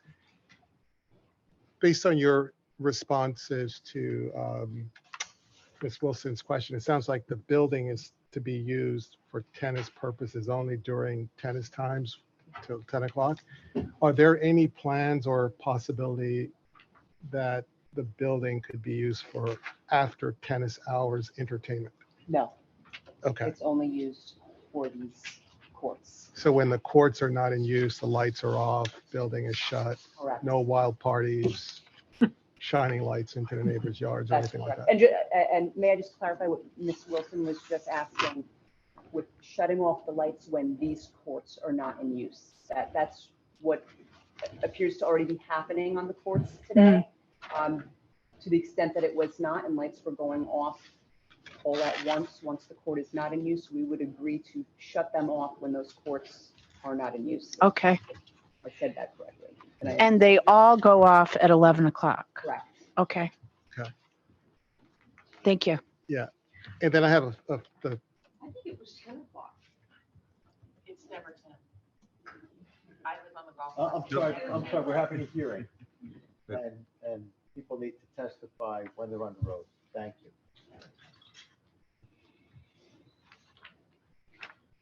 And just, Mr. Chair, if I may, just a quick follow-up. During the session in December, a member of the public commented about lights being shown into her home or her yard. I don't know if you recall that. It wasn't. I do, and we're prepared to talk about that at the end of the Okay. testimony here. Very good. I'll wait until then. Mr. Evans? Mr. Chair, I have a question, just a quick question. I see that there's, well, one staircase for up and down for the second floor. Does that staircase have to be ADA compliant at all for anybody that's handicapped who wants to go up to the deck to view from the second floor? It is not required to have an elevator, but it has to be a specific width, and landings have to be specific width to get up. Handrails have to be specific height. So someone with a wheelchair, that wanted to be up there, would that be possible? No, cannot happen. And it's not required by code for this purpose. Thank you. Board members, any other questions? Chairman, I had a question as well. Sorry. Yes, thank you.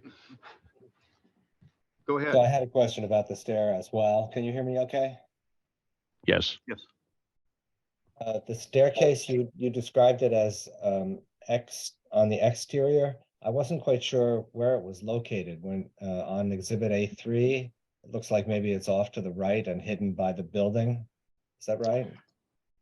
Yes, it's probably easier to see in the floor plan. So the floor plan is oriented in a way that the deck area is on my side of the page here. The staircase is up to the right.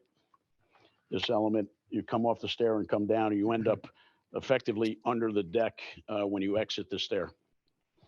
So when you go up the stairs, you wind up on the deck? Yes, and that's open air. It doesn't go into the building proper. It goes onto the deck.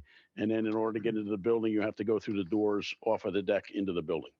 And if I were on the second floor inside the building and I wanted to go downstairs inside the building, I would have to first walk out onto the deck and then down the staircase and then into the area underneath the deck and then through the other door.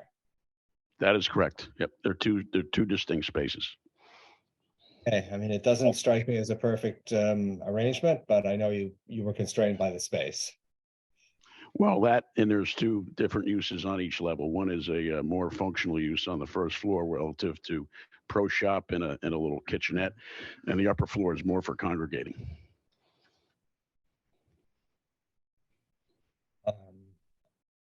Yeah, I mean, I think both of them might be useful for when it starts raining on people. Okay, that's all I had. Thank you. You're welcome. Any other questions, board members? I will open it up to the public for questions of this witness. Yes. Name and address. I'm Alan McAlpin at 5 Armstrong Road.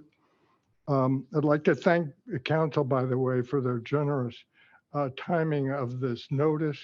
We rarely get a week in advance, and it went on. It needs to be noticed. Thank you. My question is this: was the hut, the elevation to the hut, part of the original site review? Yes or no? I'm not sure what you're referring to, original site review. Well, asked another way, if it wasn't, should the Environmental Commission check on this? The existing hut has been on the property as long as I can remember.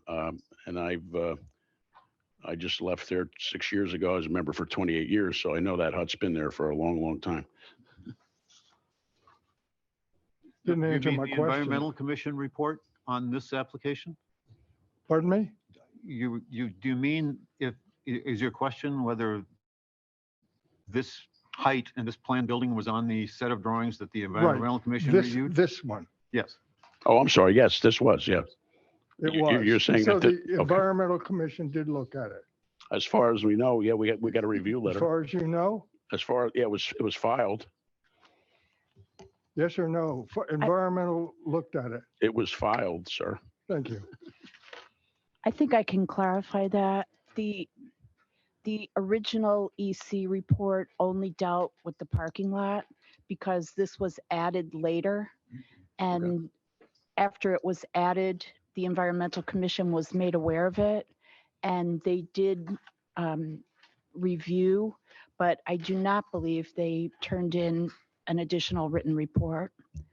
I think that's accurate, Ms. Wilson, because there were two TCC reports. As the applicant appeared once, got comments from the TCC, and then submitted revised plans. And just looking at the dates of the two TCC reports, Yes. the Environmental Commission report is in between those dates. So I would tend to agree. I mean, I don't know this is a fact, but it would appear that the Environmental Commission probably reviewed the initial application, which did not include the addition to the tennis hut. Correct. Again, I don't know that And it's a well, fact, I do but- know it for a fact Okay. because I've had some discussions with them. So, Yep. in fact, this came up at the last hearing. I asked about why was this added later? And in fact, the EC report, the written report did not address that, but they are aware of it now. If I could just go back and revisit the time periods. Section 9537M, private recreation use with illumination. Paragraph 1A, such illumination shall not operate before 7 a.m. or after 11 p.m., nor shall the illumination be operated when the recreational use is not in use. Thank you.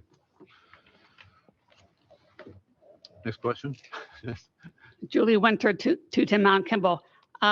What Mr. Hanson just repeated, is that our ordinance or is that what they're proposing? Ordinance. That's also our ordinance says 11 o'clock is when the lights have to be off Yep, or when not in use. or when not in use. Okay. And who controls the lighting? Do the members or do the faculty? I'd have to defer that to management. I'm not certain. I'm not Pardon? certain. I have to defer that. I apologize. I'm coming off something for the last 2 I weeks. can relate. I'd have to defer that to the manager. I'm not 100% certain who controls That would be the lights. helpful if the members could help facilitate turning off lights and having codes to turn them off. Okay, Dennis, do thank you. Oh, okay. That's only the paddle, okay. To clarify, I'm told that the players control the lights. So the people that are playing control the lights going on and off on the paddle courts. And everything shuts off at 11 on a timer.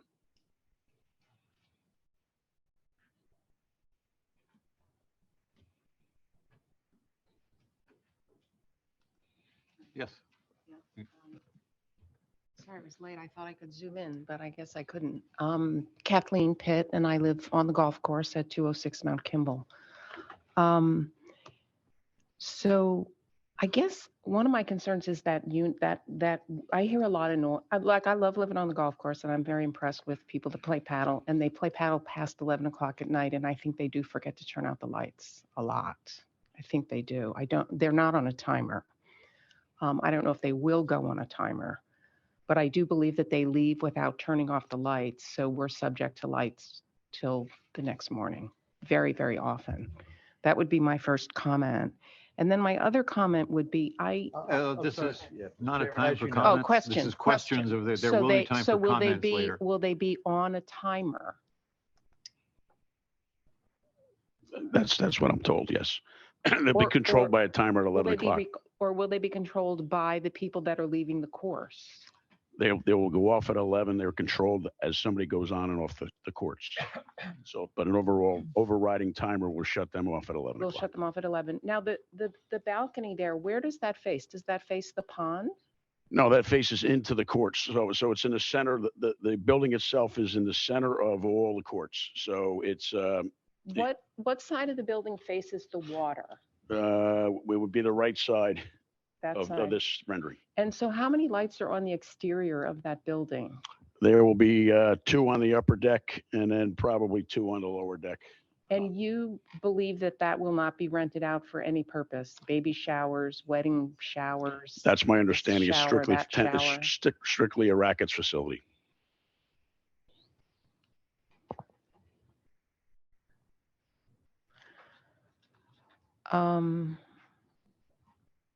I think that's about where all my questions are. I did take pictures right before I ran over here, and I would like to show them to people of what the lights look like. At the time for comments, then you will be, yeah, so we'll look forward to seeing the pictures.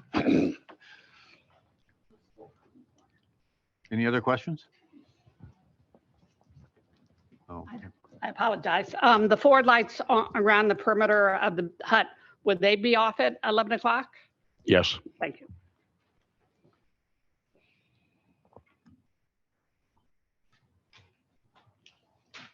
okay. Seeing no more questions, we'll close the public question portion. Is it time for public comment now? Is there one? I think there's one more witness. One more witness. Yes, of course. We have the Mr. planner. Chairman, yes. I'm sorry. Yes. I'd like to call our planner. Thank you. Paul, do you want to sit or are you standing during this? I'm going to sit ultimately, but I wasn't here last time. I was not sworn. I recall that you weren't. So I'm going to swear you in. Do you swear to God or affirm that the testimony you're about to give is the truth, the whole truth, and nothing but the truth? I do. Thank you. Name and address, business address, fine for the record. Name is Paul Ricky, R-I-C-C-I, 177 Monmouth Avenue, Atlantic Highlands, New Jersey. Licensed professional planner. I've been licensed since the year 2000. I have a graduate degree from the Rutgers University, which I received in 1997 in city and regional planning. I'm currently a planning consultant to 5 towns. I testify regularly in front of boards. I've been qualified in over 200 towns throughout the state. I testified here a few years back or so as well. It's been a few years though. Okay. We'll accept your Thank you, sir. qualifications. Please continue. Thank you, Mr. Chairman. Paul, can you just advise the board what materials you reviewed in preparation of your testimony here this evening? I'm just going to move this here. Can I shut this? Is that okay? Yes, I reviewed the application package. I reviewed your most recent master plan. I did a site visit during the daytime, and then I did a site visit tonight also to understand the lighting. Evaluated your zoning ordinance and the like. Thank you. Paul, please take the board through your planning proofs. Sure. We're seeking the variances under the flexible C2 criteria. We can show where we advance a purpose of the municipal land use law and where we can demonstrate that the variance can be granted without a substantial detriment to the public good in your zone plan. Commonly, I'm going to show as part of my testimony that the benefits of the deviation outweigh the detriments, and that essentially, under court cases, the proofs required to meet the variance requirements under recent case law. Do I need to repeat the variances that we're seeking? Is everyone aware of them? If I may. I would prefer you I think it repeat would be them, helpful. Yes, okay. I have a list, but I'll cross-reference you. Variances that we are seeking are to permit 193 off-street parking spaces where 305 are required and where 160 are existing, clearly improving the current condition. Permit an off-street parking buffer of 25 feet where 75 feet is required. And just to be clear, that's based on a percentage of a lot width, 10% of a lot width, maxing out at 75 feet. Retaining wall buffer of 50 feet where 25 feet is proposed. Parking stall size Instead of 10 feet by 20-foot parking spaces, the applicant is proposing 9 by 18 spaces. That's what's existing out there today. Accessory structure height, 15 feet is permitted, where 33.17 feet is proposed. And lastly, for the aggregate size of the accessory structure here, the building, the 2 stories would be 1,393 square feet, where 900 feet is permitted. We are in your OSGU district, which we are permitted use. It's an interesting district. It permits everything from parks, country clubs, government offices, to name a few, firehouses, municipal buildings, as well as single-family homes. Single-family homes will be permitted on 3-acre lots. So hypothetically speaking, this property could accommodate over 40 single-family homes based on area. And I also reviewed your development schedule, which I found to be interesting because there are no specific height area setback requirements for the zone, but there's a note, and I just want to read this to the record because I do think it speaks to this application.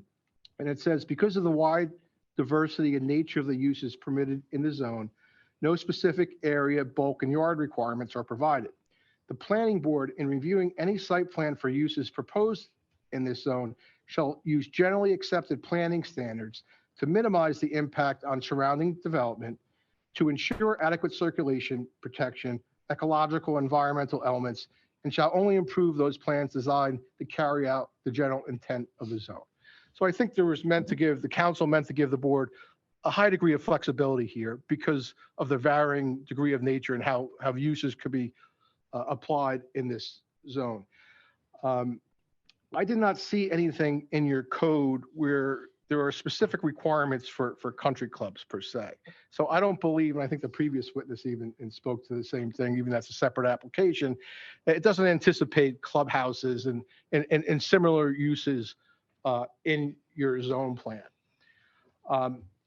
I like to generally talk about an application, and from my perspective in review of this application, I saw this as really a generally minor in scope to an existing established community country club that's been in town for a long time. As a community planner, I find it to be important for places like this to reinvest in themselves, to keep those facilities vibrant, keep the members happy, so memberships are positive, clubs are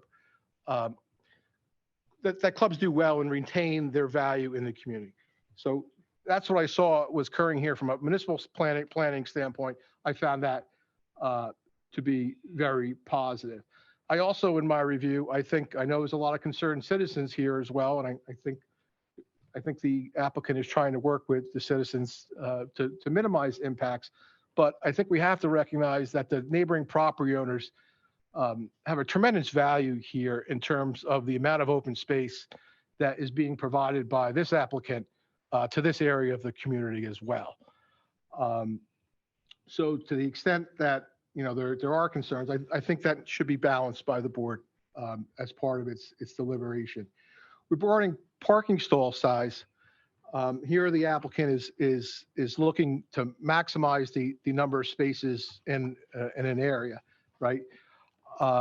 Traditionally speaking, when you see the 10 by 20 foot space sizes, those are usually most needed, in my opinion, most appropriate in high turnover spaces, places like shopping centers where doors can be banged more often than the like. And the 9 by 18 standard is recognized as being appropriate in lower turnover spaces, and under the residential site improvement standards, by way of example, it is the permitted parking stall size. So the granting of that variance, I think, is appropriate in this context. It would have no negative impact. Regarding the buffer and the wall variances, I'm going to kind of jump around in my testimony here. I think the goal here for the board is to make sure that an adequate buffer is being provided to the neighboring residents. I noticed none of the residents, I forget the name of the road, on Longwood Road are here this evening. They don't seem to have an issue with what's occurring here. But I think the goal here is to make sure that adequate buffer is being provided. If a variance is required or not, that variance is based on the width of a lot, and it increases based on the size of the lot. In this context, it's not really a measure of intensity of the use by the way the size the buffer increases or decreases. So the goal is my point collectively, that this 25-foot buffer is wide enough in this context, adjoining those residential homes that do have buffering themselves. And it's also in an area, we heard it's a limited use pool parking that will only be used or primarily used during the summer months when the deciduous trees in the area will be in full bloom, that will have that added benefit as well.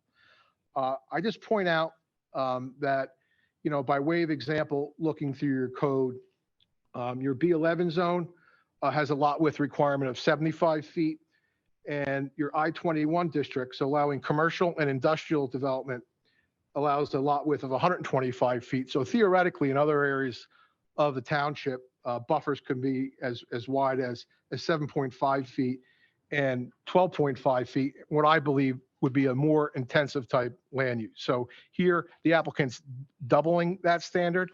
And for that reason, I don't believe this will be a substantial detriment to your zone plan.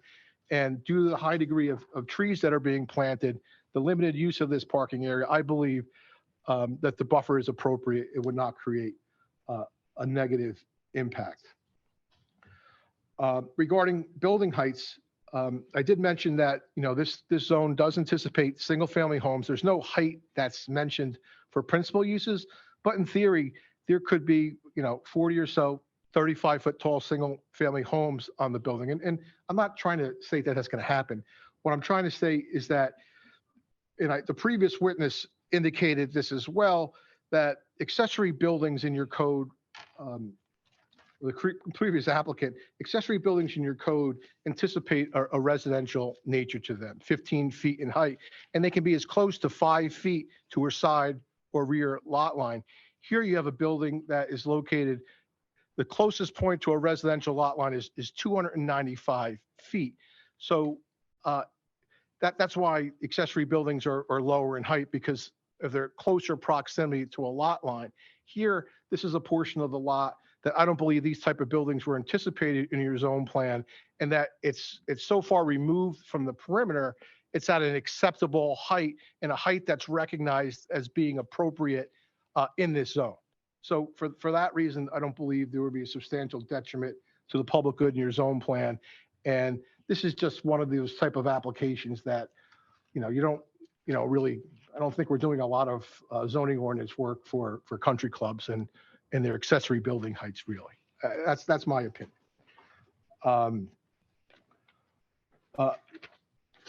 I did look at your 2017 master plan. While this is a commercial property, I think it does largely advance these following goals, or at least the spirit of these goals.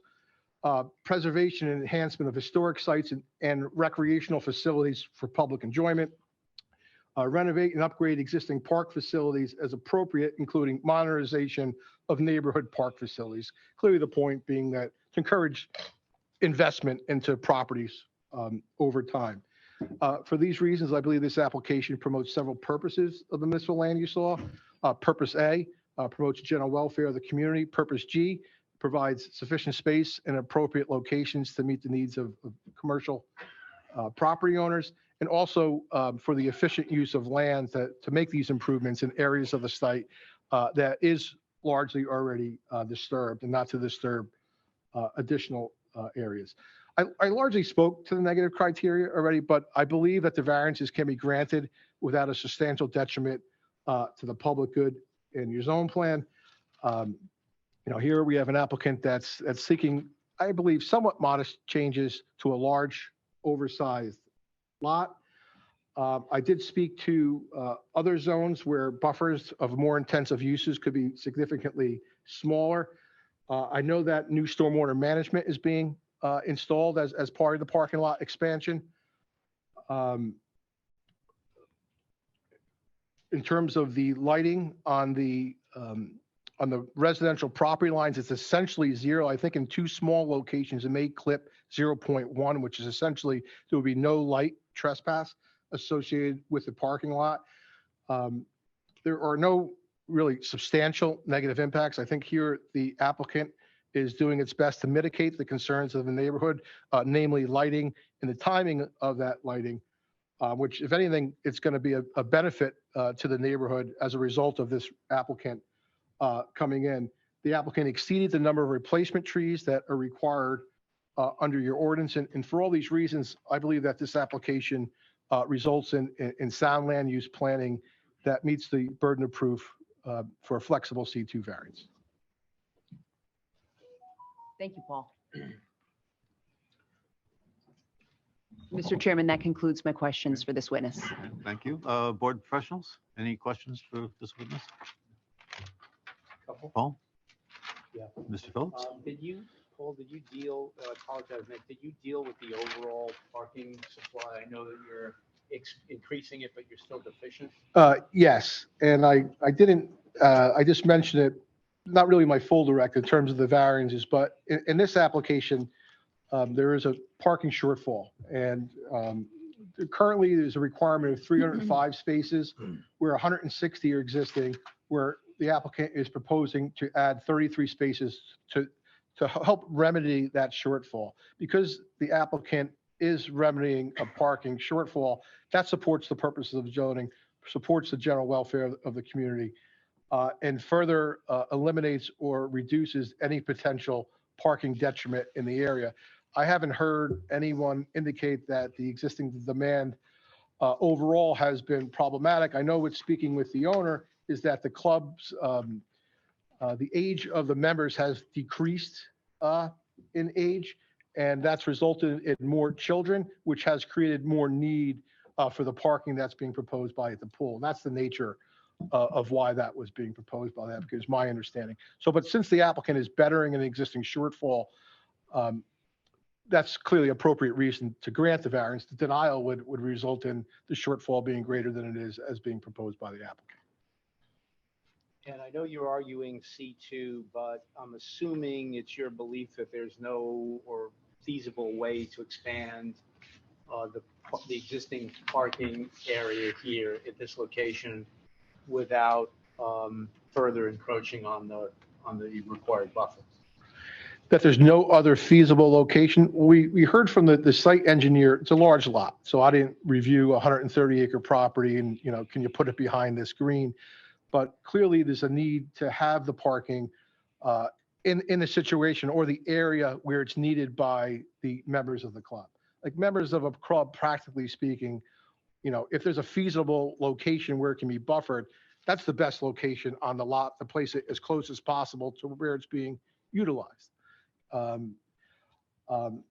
So it's my opinion and what I indicated, because there is a substantial buffer being provided, planted, and that the parking lot is a limited use parking lot during summer months, I believe the buffer was more than significant to adequately address buffering between a residential and a commercial use. And I try to give some examples of how it could even be much smaller and more intensive type development applications, in my opinion, in town. And I think you indicated, if I heard you correctly, that the improved lighting was sort of a mitigating factor vis-a-vis the buffer relief sought. Would you also agree that the change in grade between the subject property and the adjacent residential properties in particular would be a mitigating factor? I do. Thank you. That's all I have, Mr. Chairman. Okay, thank you. Board members? Yep. Ms. Wilson? Yes, thank you. I have just a couple of questions. I appreciate your comments about this being a nice addition for the members. I agree. As part of reviewing this, I went to the facility myself. I've never been there. It's beautiful. A lot of courts. It's a wonderful, community asset, particularly for the board members. My experience with the community is that people appreciate the open space aspect of the golf course.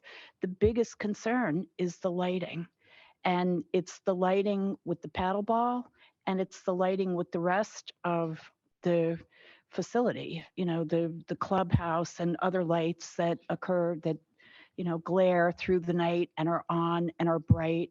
And if as part of this, I know it's not relevant to this application, but I feel like if attention could be given to the lighting, the timing, the glare, the brightness on the rest of the facility as well, that would send a great message to the neighbors. And I know it would be really appreciated. And the other concern I hear frequently from the residents is tree removal. And it is my understanding that Springbrook has a forestry plan. Is that correct? I am Don't not know. aware. No. Okay, but it connects with the landscaping, and I'll just put out there for the benefit of the representatives of Springbrook who are here that, residents see trees being removed, they don't understand, and if there's some way that the forestry plan could be explained somehow, I don't know how, I'm just saying it's a concern. So those two things, if those can be addressed in some ways, it would go a long way toward building positive relationships with the neighbors. Thank you, Ms. Wilson. I just wanted to interject. I think it would be prudent tonight for me to call one more witness to discuss operations, because there are a lot of questions from the board and I know from the members of the public, and I think one more witness will be most suitable for tonight. Good.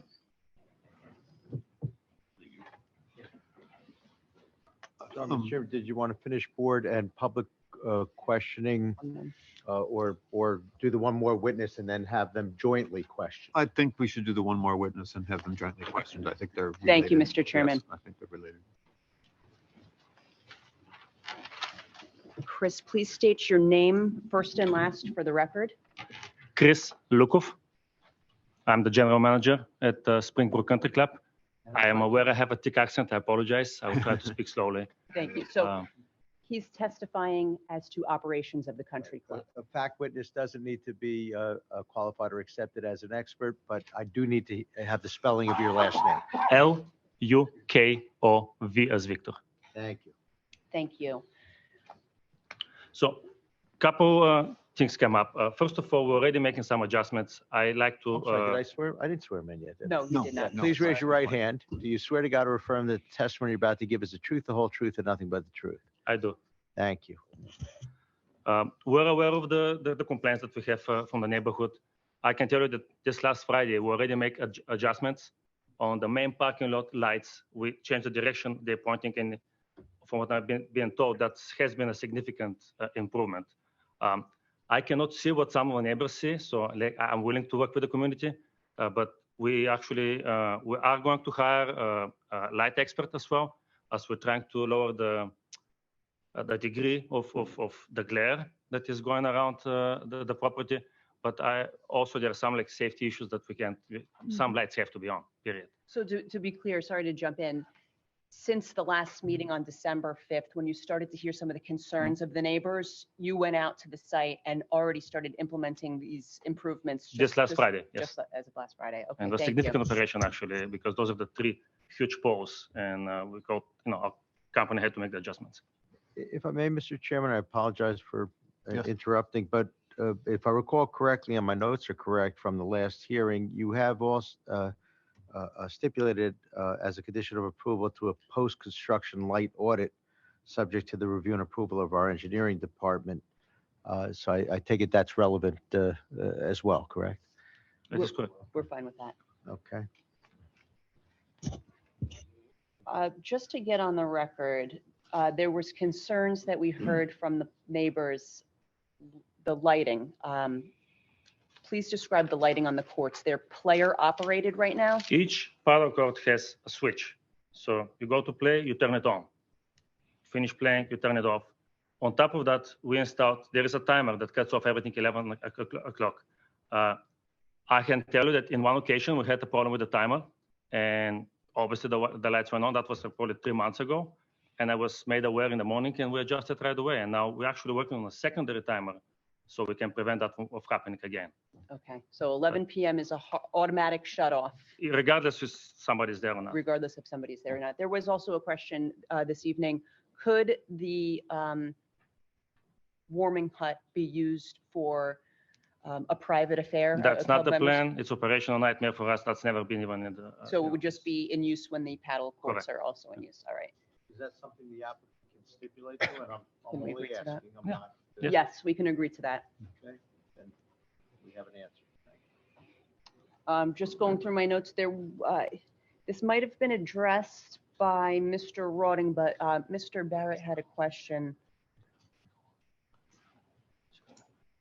I'm sorry. Mr. Barrett had a question earlier in the evening. Why the parking where it is? I think it was adequately addressed by Mr. Rawding and then again briefly by the planner, but this is for pool parking essentially. So the Correct. parking is closer to the pool area. It has to be close, and we can't go the other side because that's just not physically possible.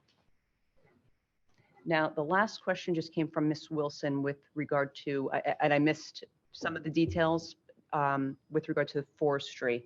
Did you hear Ms. Wilson's question? Yes, Okay, are you aware? I'm aware, and our superintendent works closely with the town, and we get inspected once in a while, and we continue with our plan. In fact, we planted 5 trees in the last month. I agree that I'm willing to maybe, make a session or just explain that plan a little bit further to the public. I don't have that information right now, but I can tell you right now we planted 5 trees last month. Thank you. So you have a written plan Correct. that are you saying you're willing to explain that to Okay. the neighbors at some point? Correct. And our superintendent works closely with Mr. Hansen, and that's basically, we get- Every year, November, December, they submit a plan for tree removal. And then provide a plan of where they planted trees. Just because a tree is coming down here, another tree is not going to be planted right there. Mhm. They're opening up some areas. There's a lot of dead wood. There's still broken trees and dead trees from Sandy out there that they haven't gotten to. They had a problem with some bug in the pine trees, so they took them down because the bug was eating the grass. I don't understand the whole thing, but trees that were taken down had a count of where other trees had to be replanted, not in the same spot, obviously, but somewhere around the site. And this last approval that went through back in December, there was 17 trees that were going to be taken down, and 14 of them were dead or diseased. 3 or 4 were good trees, but they were the only trees standing, and they wanted to be taken out of the area of play because the trees behind them had been cut down or had fallen down. Mhm. So they wanted to cut that down to open the view of play back up. And they were proposing where they were going to be planting trees as part of that. Every year, for the last 8-9 years, they've been filing a tree removal permit. And we send an inspector out there every couple weeks just to see where the status is. And Joe, the course superintendent, tells me where he's planting trees. Great. That's helpful. Yeah. And I can't speak for anyone else, but I have a feeling people would be very happy to, hear an explanation from you. I know I would be. Work on that, definitely. Okay, great. Thank you. I have no further questions for this witness, Mr. Chairman. Any additional questions from the board president? Okay, we'll continue our questions from the board. Yes, Mr. Yeah, Barrett. if I may. So I just want to make sure I heard it clearly. Springbrook is prepared to stipulate as a condition of approval that the tennis hut facility will not be used for anything other than tennis, correct? Correct. Yeah. Well, they have obviously refrigerator with drinks after. Yeah, no, I mean, but that's no, related to using no, the courts and so on. not as a banquet Right, revenue. or parties or No. anything like that. The other thing is, I don't know if you responded to this, is Springbrook also prepared to stipulate as a condition of approval that, because there has been some dispute about the timing of the lights, I understand that there may have been a malfunction, which of course happens, but to stipulate that the lighting will be on a timer.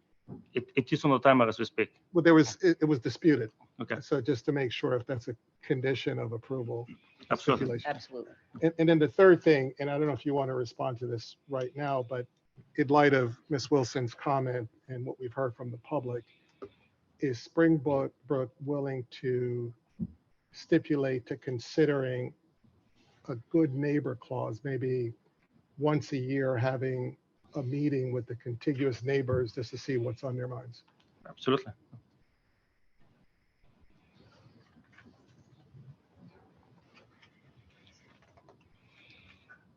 I have no other questions. Any other questions? I have a question. I understand the comment about a good neighbor clause, but is that really something to be stipulated in this application? It's not required, and that's why I'm asking, giving them the option to Yeah, consider it. I Of mean, course, I- you could I- agree to anything. Yeah, well, Right. I think that what I'm hearing is this applicant has over many years, been planning put a tree plan together, has been, responding in real time to some of the feedback that they're getting. That to me is evidence of a desire to be a good neighbor. So the fact that you're willing to talk to the neighbors, I think is great, but I question whether we want that as a stipulation in this application.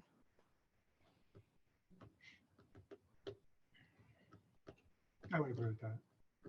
Yeah, I would tend to agree with that also. It seems to be a little beyond what we should put in the agreement, should we agree to approve it. Any other questions? I did have one question, planner, Mr. Ricci, concerning the variance on accessory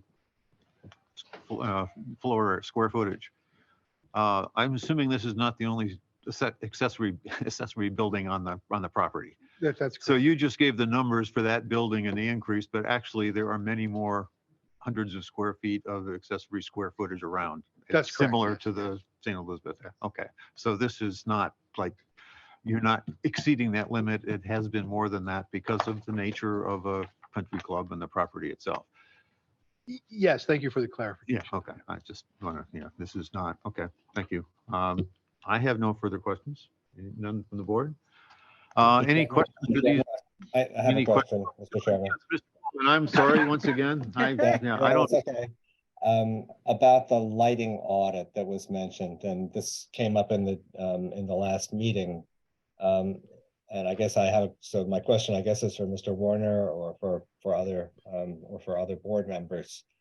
What is it that our understanding is that has been stipulated to here? Is it an audit of the lighting that will go in the parking lot and around the new building, or is it the entire property?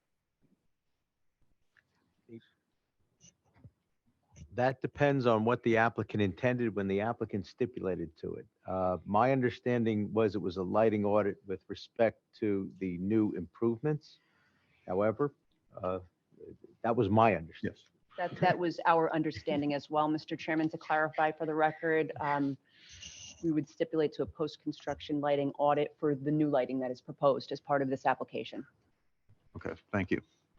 So these large globular light fixtures that Mr. Lukoff referred to, that he was modifying, they're not in scope for us. That's my understanding, yeah. They may have been improved. The neighbors might be happier with them now, but we're not sure. All right. Okay. I'll leave it to the neighbors to make their comments, whatever they may be. Thank you. Thank you. Thank you, Mr. Quillen. Any other questions? Okay, do we have any questions from the public for these two witnesses, the combined, the planner and the operations manager? Kathleen, on Mount 206 Mount Kimball Avenue. I do notice. Excuse me, Yeah. name and Kathleen- address again. Kathleen Pitt, 206 Mount Kimball. Where is the guy, the guy that was just here? Oh, I did notice the big improvements that you did. Thank you. So from the last meeting, there is a very big reduction in the lighting. So that was noted by Julie too. We both talked about it. It was great. There still is a tremendous amount of light. I guess one of the things I'm wondering is you talk about improved lighting. This will have improved lighting. I guess I'm wondering, how is that defined? Is that defined as we're just going to turn the lights off earlier and that's the improvement? Or the existing lights that are on the paddle courts, are they going to be improved to dark light lighting? Because right now, they're just these big, huge globes that glow very bright. Are those going to be adjusted? There are no changes proposed. There are no changes proposed to those lights. So the dark lighting that we're talking about is only for the parking lot. For the new lighting that's proposed as part of this application. So what is going to be done about the lighting for the paddle that's so glaring? Say that again, the lighting for which part? On the paddle, courts? yeah. They are as is. The changes that you've seen in the past month have been management responding to the neighbors' concerns, but those light fixtures are not proposed to be changed. They're not going to be changed. They're not going to be changed. The existing paddle lighting. And the golf course itself, the lights will be on all night, which they typically are. The clubhouse lights are typically on all night long. There are no changes to the existing lighting that is Right. proposed. So the hours that comply with the ordinance, they will continue to operate pursuant to those hours, which are again in compliance with the ordinance requirements. So we're talking the lights go out at 11, right? The lights for this application, Right. the changing lights, which were probably the parking lot, will be off at 10. They've already said that, except for a couple of security lights. But what about the They're paddle not lights? subject to this application. The They're lights not at part the- of this application. The lights at the paddle courts stay on until 11. What you heard this evening was the players operate them on a switch when they enter the court and will shut them off. There's a hard stop at 11 o'clock. And there was discussion from ops, the last gentleman you just heard from, that they're looking into a secondary switch. Yeah, I heard that. that Okay, they're so gonna then, malfunction like then you've that, experienced. then I have another question. So in respect to the building, with respect to the neighbors, and I am really happy that this is getting done because I'm a big fan of the paddle, although I don't play it. And the fact that I really am impressed with these people playing in the cold. And the fact that more kids are going to be out at a pool is very good instead of inside. I mean, I think it's great. I think it's really great. The thing is with the property that I live on is the lighting is, you just have this beautiful golf course and you have to have blackout shades. So with the clubhouse, are they planning to put any trees between the clubhouse and the driveway that comes? So you have this new house here. Are there going to be any, and then the driveway that comes in so you can go to the big clubhouse? Are there going to be any trees put in? It used to be a parking lot, now it's grass. So that would help with lighting, with killing some of the lights that we see, if more trees were put in there as part of the plan.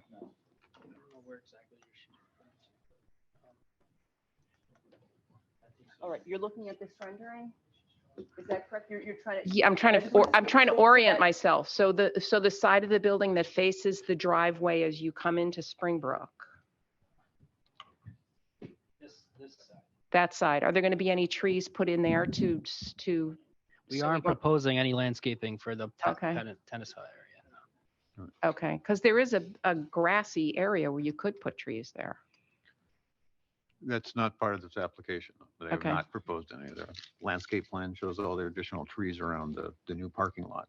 But Okay, thank you. thank you.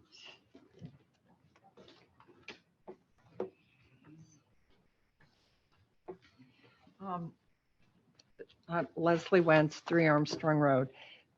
I still don't understand. Is that deck coming out towards where I live on Armstrong Road? Towards the tennis courts. Towards the paddle tennis courts? Towards the tennis courts. All right. And why is there no landscaping plan to help buffer that? For all of us who live on Armstrong Road, who have to look at all the lighting that but it's still, we're all going to see that addition. I don't think so. This might better help understand the location. I believe, if I'm correct, the homes are back here. Your expansion of the deck is towards the center of the site, towards the additional courts. So there's no addition that's being made towards the rear. So, and from what I understand from the architect, the lights that are also being proposed are on the side of the building away from the neighbors. So there's going to be no interference with light towards those neighbors.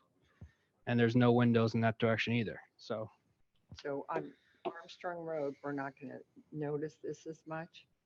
Because no, I mean, you're going to notice there's going to be an addition to the building, but that's all you're going to see. There's going to be no additional lights coming in your direction other than the existing ones that are already there.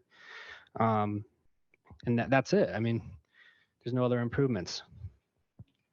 And I guess my only other question is, like, I really wonder, when you keep talking about improving conditions, I'm wondering, who are we improving the conditions for? I don't think it's for the neighbors. And I also don't think, and I know this isn't totally a question, but a park is not a private country club. So you may be doing some improvements, but it's for your members and not for your neighbors or the neighbors. That's true. And I'm obviously not testifying, I'm just throwing this out there as a proffer. That's the whole point of our application, is we need to weigh what the club needs, what the club members need, and also take into consideration everything that we've heard at the last two hearings from the neighbor. So the application is, of course, to benefit the club and its membership, but we also want to be a good neighbor. So that's why we're listening to all of your questions and concerns, and we need to strike that balance. And then the board is going to have to listen to our proofs tonight and balance that themselves. But that was an excellent point to be made, I think, Ms. Wentz. Thank you.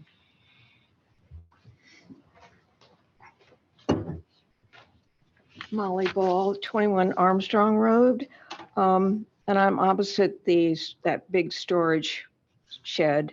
I have not witnessed one tree planted along the 60th fairway across from me. So, Is this related to this application?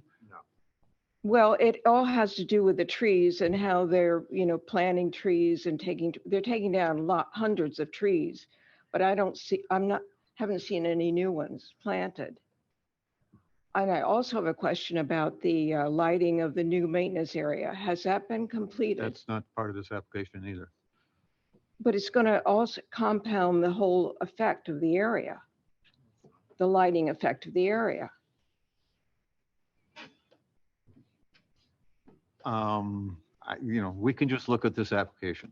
Pardon me? We can just look at the application that's before Right, us. but this is going to be in that whole general area. So you're going to have paddle lights, you're going to have lights on the new tennis hut, and then you've got all the lights in the maintenance area. No, I'm not aware of the maintenance area, actually. Well, it's right here. Here are all the lights. We're almost to the public comment portion Right. where you can make these statements That's right. and show your evidence and your exhibits and your pictures. But right now, it's the questions to the witnesses, Mr. Ritchie, the planner, and Mr. Luco, the operations fact witness. Do you have any questions for them? No, this. Please come back up under oath and show what Yeah, you want you to can show show in a that. moment. In the comment section. Yes. These are questions for these two witnesses. Hi, Julie Winter, 210 Mount Kimball. I think this is really more of a question for the township. I just want to make sure I'm understanding where in the code that they're supposed to be following the lighting. I'm looking under the design standards for OSGU, Active Open Space District Overlay, 57115.1. If that's correct, I'm reading 10 o'clock to 6 o'clock is when the lights are supposed to be off. No, go to chapter 95-37 paragraph M, N as in Nancy? M M as in Mary, Okay, 1A. 1A. It's talking about private recreation uses with illumination. Okay, so the country club doesn't fall under the OSGU active open space overlay district. What section were you looking at? 57-115.1. That's land development. I didn't bring that book. Pardon? I didn't bring the Well- land development book Oh. because this isn't truly land development, just more planning. You're referring to 115.1 design standards for OSGU active open space overlay district, Right, and item H correct? That's, Item H, is 10 to 6. right, well, I guess it's 2H perhaps, but 2H between 10 and 6. And that's for a particular, I think that's for a particular overlay district that this site, I don't know, but maybe our planner knows offhand if this site is within that specific overlay district. It is not. Okay, And, okay, legally, it's not, it's for a different overlay. zone. okay. Yeah. All right, that's probably where you got your 10 o'clock from too. I did. All right, thank you. Thank you. Any other questions to these witnesses from the public? Okay, we'll close the question period, and is it time to move on to comment? Public I comment. suspect it is if the applicant has no further witnesses.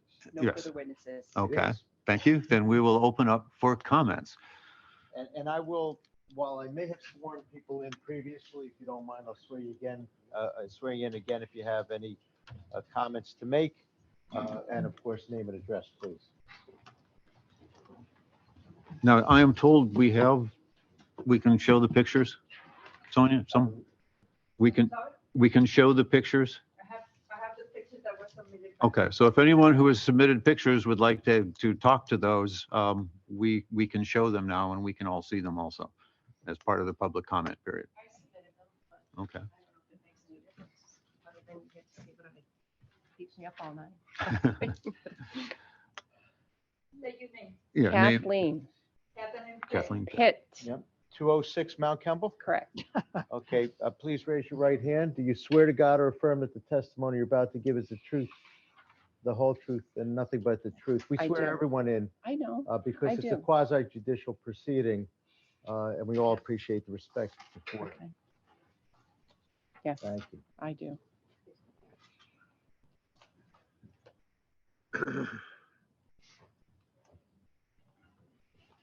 Got to go post the pictures. I'm sorry? She's got to go Yeah, she's post gonna the get it. Yeah. picture. She's talking to her. Yeah.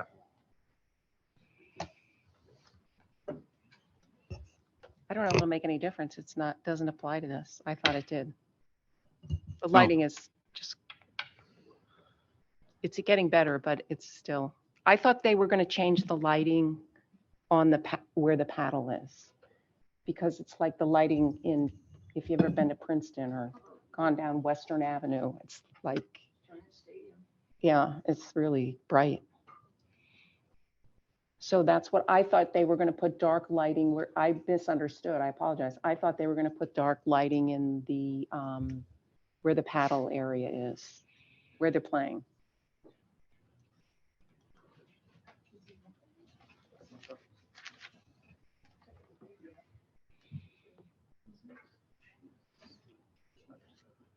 Well, maybe, Mr. Chairman, while Sonia is Yes. working on getting the pictures available, so Right. Ms. Pitt can present them if she wishes under oath in the interim to provide additional comment that might not be directly related to those pictures.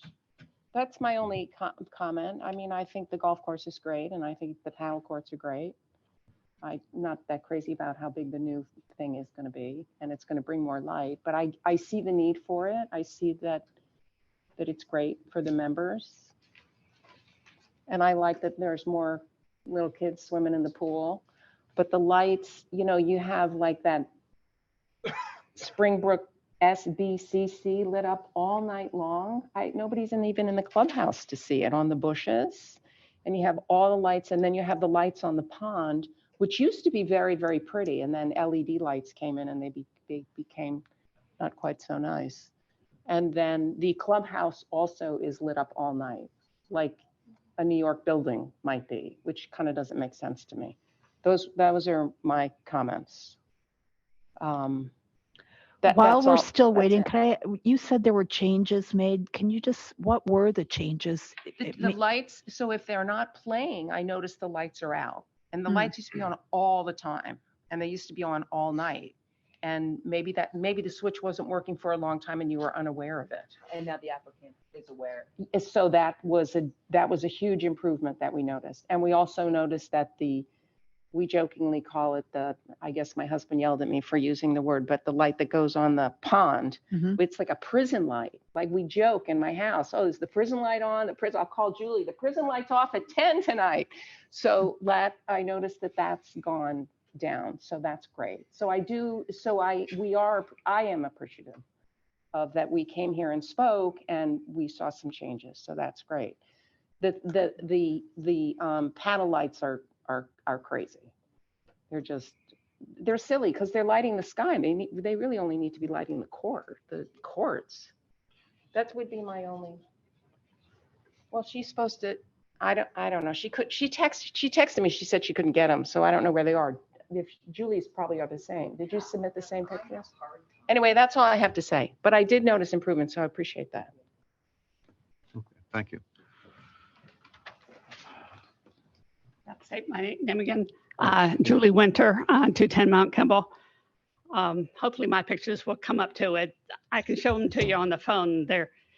It's like looking at New York City. If you don't mind raising your right hand, I may have Oh, sworn you in previously. Do you swear to God or affirm that the testimony you're about to give is the truth, the whole truth, and nothing but the truth? I do. Thank you. Please proceed with the chair's And permission. yes, the bright gel light is off, but now I see 3 bright lights along the driveway that weren't that way a couple of years ago. I almost felt like it happened as soon as the big light went off, those 3 lights came on. And they're almost as bad as the one spotlight. So hopefully you'll get to see it, or I can pass my phone around.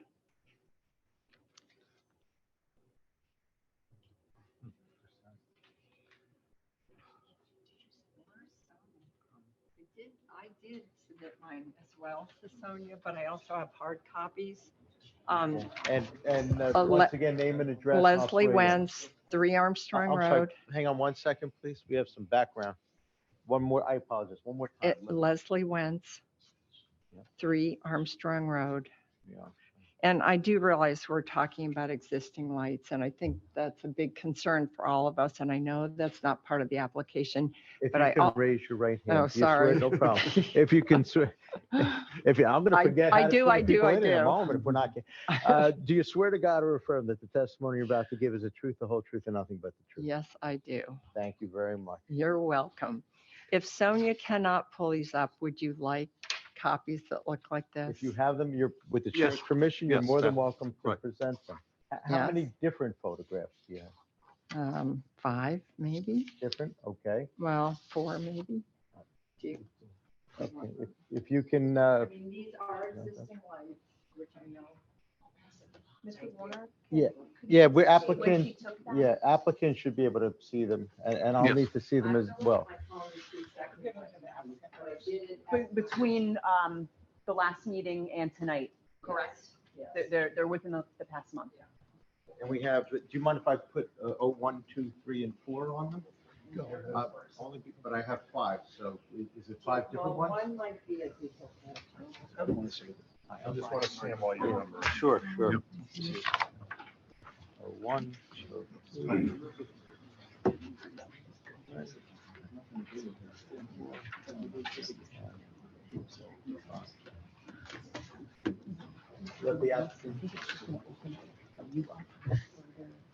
Mrs. Wayne? Yeah, we have the 01 through 5. I just want you to be able to speak to them. I don't know if you need to see which one is 01, if it matters. They're either, the only one. You may want to go to the mic. One of them is actually. No. Yeah, let the, The board hasn't gotten this. well, let the applicant should see them too. Mr. Chairman, I have a- No, the applicant, let the applicant see them. Mr. Chairman, point of order. And Yes. We're gonna end up with a dizzy engineer if we keep turning him around like that. Point of order, this really isn't related to the application. And I understand the concern, but they kind of admitted that it's not really related to the application. I'm very much interested in what they have to say in terms of maybe there needs to be a better neighborhood correspondence and relationship, but it doesn't really relate to the application. I'm wondering whether we should be spending all this time looking at pictures that are not related to the application. Have we come to that conclusion yet? Well, yeah, and I also feel like it does speak to the application in a way because it's only going to get worse. And I think that there has to be. If I may, if the pictures of 01 through 05, are those lights in the area that's of the country club that is either the pool parking lot or the hut? Yes. They're right by the hut. Is that what you just asked me? I asked you whether they're by the hut or Yes, by the pool exactly parking lot. by the hut. So from my perspective, that's what I see. So that is right by the hut. But I'd like to raise a And- point of order as Yes, well. Ms. Murray. The applicant is not proposing changes to the lights at the courts. They are proposing changes to the lights at the But- parking lot. Maybe that should be part of the application. Yeah. I mean, I also think it's not, the lights do not go off at 11. And I also, even though they're saying we're not going to use this addition to the hut for other parties and things, right now I hear music at night from the paddle tennis courts. And that's, I mean, where is that coming from? And so I think I would that- agree that, that these are issues of concern in general, but they're not within our duty as the planning board and in reviewing this application. These comments that you're making are, fine and well-intentioned, and certainly I can appreciate, the concerns, but they should be more properly brought up at perhaps a township committee meeting or with the engineering department or something, specific complaints about the way things are now, because they are not proposing any changes on there. We can't necessarily deny something or prove something based on things that aren't part of the application and they're, not subject But to our. if I may, from a legal, I'm sorry, Mr. No, Chairman. go ahead. From a legal standpoint, and we have to be bound by the law, we all are. The jurisdiction that this board has is to hear and decide whether or not the applicant has established and met their burden of proof under the municipal land use law for site plan approval and the variance relief that you heard, the 4 or 5 items that Mr. Ritchie ticked off. With respect to the proposed additional pool parking and the addition to the hut. If these lights are in a different area, then they may well be not relevant. If they're in the same area, they may be relevant. I can't decide that. I would suggest that the board can look at the photographs. The applicant has seen them. The board can make a determination based upon the testimony whether they're relevant or not. And if the board deems them relevant, the board can give them the appropriate weight in the board's opinion. Nobody's being denied the ability to present evidence. It just has to be relevant within the jurisdiction of the board. So with that, it might be prudent for the board to consider, to look at these 5 pictures that you've submitted. No objection to them being submitted. No, Mr. Warner, I just was Thank you. curious about nailing down a date because we have improved the lighting at that The area. date that these photographs were? Correct, because Do we know last the date? Friday- Thank you. In the interim, I'm going to walk over. I want to know what I'm looking at, first of Exactly. all. The ones that Sonia has or no? Can you bring up the ones she submitted So- to Sonia? I can't open the one from the. It doesn't say what date it Can you open is the one or who from took Julie? it.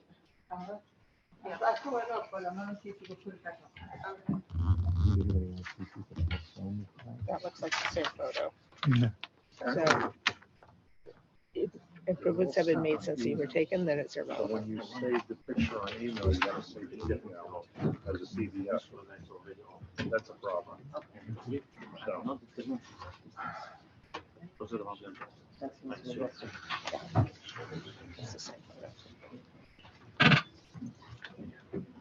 Oh, sorry. I think we're waiting on the date, if you can Yeah, determine you're that. right.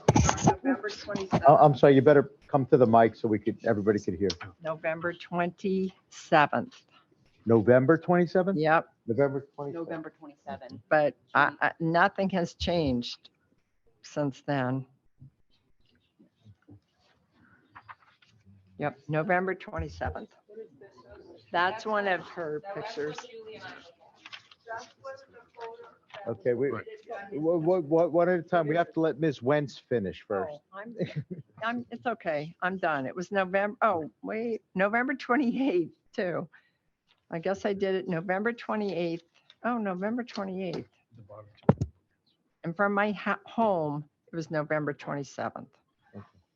And those photographs you took of those lights, 01 through 05, where are those lights located? On the paddle tennis courts. All five photos, 01 through 05? Not, oops. Let me go back. Not the ones up there, the ones that Yeah, no, I know. Yeah, those are the pond. Yes, they're all, Okay. all the lights from the paddle tennis courts. I have other ones, but that's. Do you have any further comment you wish to make with respect to those photos or otherwise to the board? Yes, that I think they should be taken into consideration because I think it speaks to what is going on and that it's going to be further perpetuated by this application. That it is detrimental to all of us who live around the golf course, what's going on, not to even mention what it's doing environmentally. Okay, thank you. Can someone explain what this is? Well, if I may, I don't think we've gotten to that one yet. And we're going to probably, hopefully get that person, but I think the applicant's counsel asked, and she certainly has the right to ask a question of Ms. Wentz, if she has any. How many of those lights are streetlights? We think some of those lights are street lights, not floodlights. First, the middle. It's not a free-for-all. It can't be. We got to stay legal. I do have pictures from the street. Questions but of the witness, of the. There are, I mean, this, no, looking from my house towards the golf course, it is right through woods that have been totally decimated. We still have to talk about those Yeah, photographs, they're those not five. from the Please let me street. finish. Okay. Or the 01 through 05. Okay, if we're all Yeah. talking about those photographs, then please continue. Did you get your answer? Photos are taken from her property facing what she believes to be the paddle courts, Yes, correct? yes. We think that there's a few of those lights that you're seeing in that photo are street lights on township property, not on. No, that's a different picture. That's Right. not the paddle lights. We're not, I'm sorry, look, we're talking about 01 through 05. Those Yeah, not photographs. this. Here, okay. Okay. Mr. Hanson has the photos that I just wanted to take a Yes. look at when he's finished. Okay, I understand. I understand this one. Okay. Thank you. Okay. Got it. Now, I think we have someone else's photographs up on the screen, Sonia. Yes, Mr. Warner, this photograph that is up on the screen. He just went away. It was on the screen. I recognize those people. Probably paddle courts. Yeah, what was that? Yeah. There we go. There we go. This photograph that is up on the screen was submitted by Miss Julie Bobo Winter. Winters. Mhm. That's not what's in the email. Okay, But, same person. December 19, 2020. Okay, that's fine. And she's here with us. She was already sworn in. She's already testifying. Do you wish to testify further with respect to these photographs? That's just a view from my backyard, and these three lights are indeed street lights of the driveway, but they didn't used to be lit up all the time, so I know they can be turned down somewhat. And you don't have the other photos that you can put up? Ah, great. By the way, 06, and now we're on 07. I guess. And that's the other view I have of the clubhouse. in the middle of the night. It's a lot of light. And so to me, it is important as far as this application because the light is additive. And, yeah, it's not for Mr. Warner. If you're done with your comments, you're entitled to ask questions of the member of the public who just testified based upon what they testified to. So you can ask her those questions. Ms. Winters, can you please tell us the date you took those photos? And then the I think time he of- said it was the 19th. The time of day. It was nighttime. That's my camera. If you look at my phone, it's a lot darker. I know it looks like it's dusk, but it's Does not your dusk. phone, on the actual photo might say the time that it was taken? Well, I don't know. Because there's a big difference if that was taken at 6 o'clock or at midnight. It was late. Time exposure. I don't see a time on it. Yeah, they're brighter than they actually are. Right. But I'm happy to do another one at nighttime and email it to you. And I'm sorry, but if I may, for the record, you said the 19th. Is that December 19th? Yes, yes. 2022, correct? Yes. Thank you. That was the date was taken, Ms. Winters? The photograph was taken December 19th? I believe so. Isn't was that the when I? day that I received it. Oh, I thought you received it on the 20th. Okay, then the day before, the 18th. So the 18th. Okay, thank you. Do you have any further comment you wish to make with respect to this application? No. If they could try to be a good neighbor by addressing some of those lighting concerns, that would be appreciated. On December 18th, the club hosted a holiday party with over 200 people. So that perhaps might explain why it is all lit up. on Okay. December 18th. All right. But still, it's like that frequently. The lights were on today when I left to come here.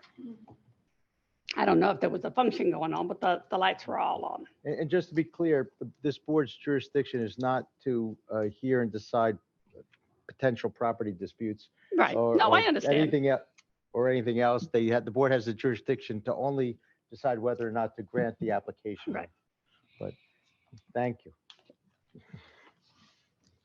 Are there any other comments? Okay, I would close the public comment portion and the final summation. Thank you, Ms. Mr. Chairman. I will be very brief. Thematic with prior application development on the club property, we're proposing minimal improvements given the existing use and the existing size of our property. We think that this is a mindful balance between our club needs, our club membership needs, and the needs of our neighbor. Mr. Barrett, I was going to say, I think you was taking a peek at my conclusion when you stated good neighbor. The club has had an open door policy with the neighbors. The club wants to be a good neighbor. That's why between the last hearing and tonight, we listened and we started to act, making some improvements to parts of the facility that aren't even, where we aren't even proposing development or site improvements, but it's important to the club to address the needs of the neighbor, the concerns of the neighbor, and have a good relationship back and forth. After all, everybody has been here for a very long time. You've heard all of the proofs. I certainly don't need to summarize our planning testimony, but I would leave you with the theme for the night is we are a good neighbor. We've listened, we've balanced our needs. We do need to propose these improvements for our club membership, and we respectfully request that you act favorably on our application and approve our application as presented. Thank you very much. Thank you. With that, I guess we'll close and Mr. Chairman, if you wish, if it would help the board, I'm happy to recite what I understand to be the relief being Yes. sought quickly. Please quick do. As I can, and the conditions of approval that were stipulated to, which Right. should be considered in whether or not granting the application. yes, yes, please do.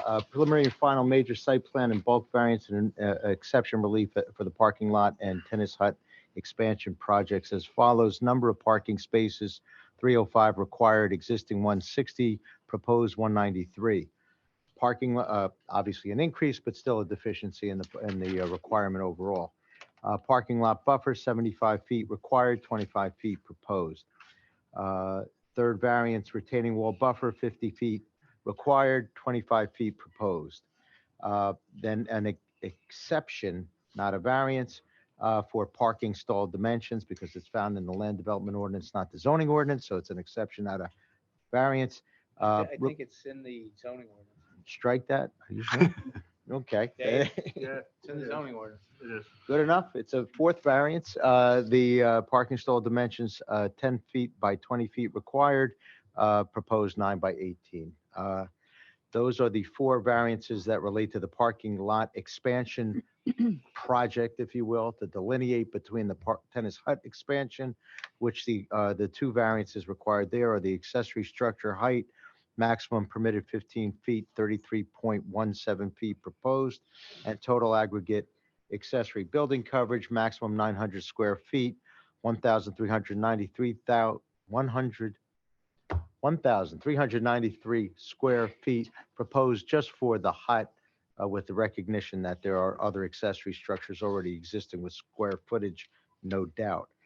Those are the 6 total variances at issue with the site plan approval, and the conditions of approval are those set forth in the Environmental Commission's memo of August 5th, 2022, as stipulated to, including adding more inlets, installation of manhole covers on seepage pits per the October 19 TCC memo of our planner, double striping parking spaces since they are proposed to be undersized as stipulated to by the applicant, 10 p.m. Bear with me, 11 p.m. light shut off on a timer for the courts, but individual shut off by the players. 11 p.m. is the latest the lights would be on. 10 p.m. shut off on a timer, as I recall, for the parking lot expansion. Additionally, further stipulations from this evening, dark sky compliant lighting, do not plant list, and no invasive species. Obviously comply with our ordinance, but also the already discussed the courts will be shut off when not in use, as well as regardless shut off by no later than 11 p.m. No renting out of the hut for purposes nor use thereof, other than for tennis and/or paddle court purposes.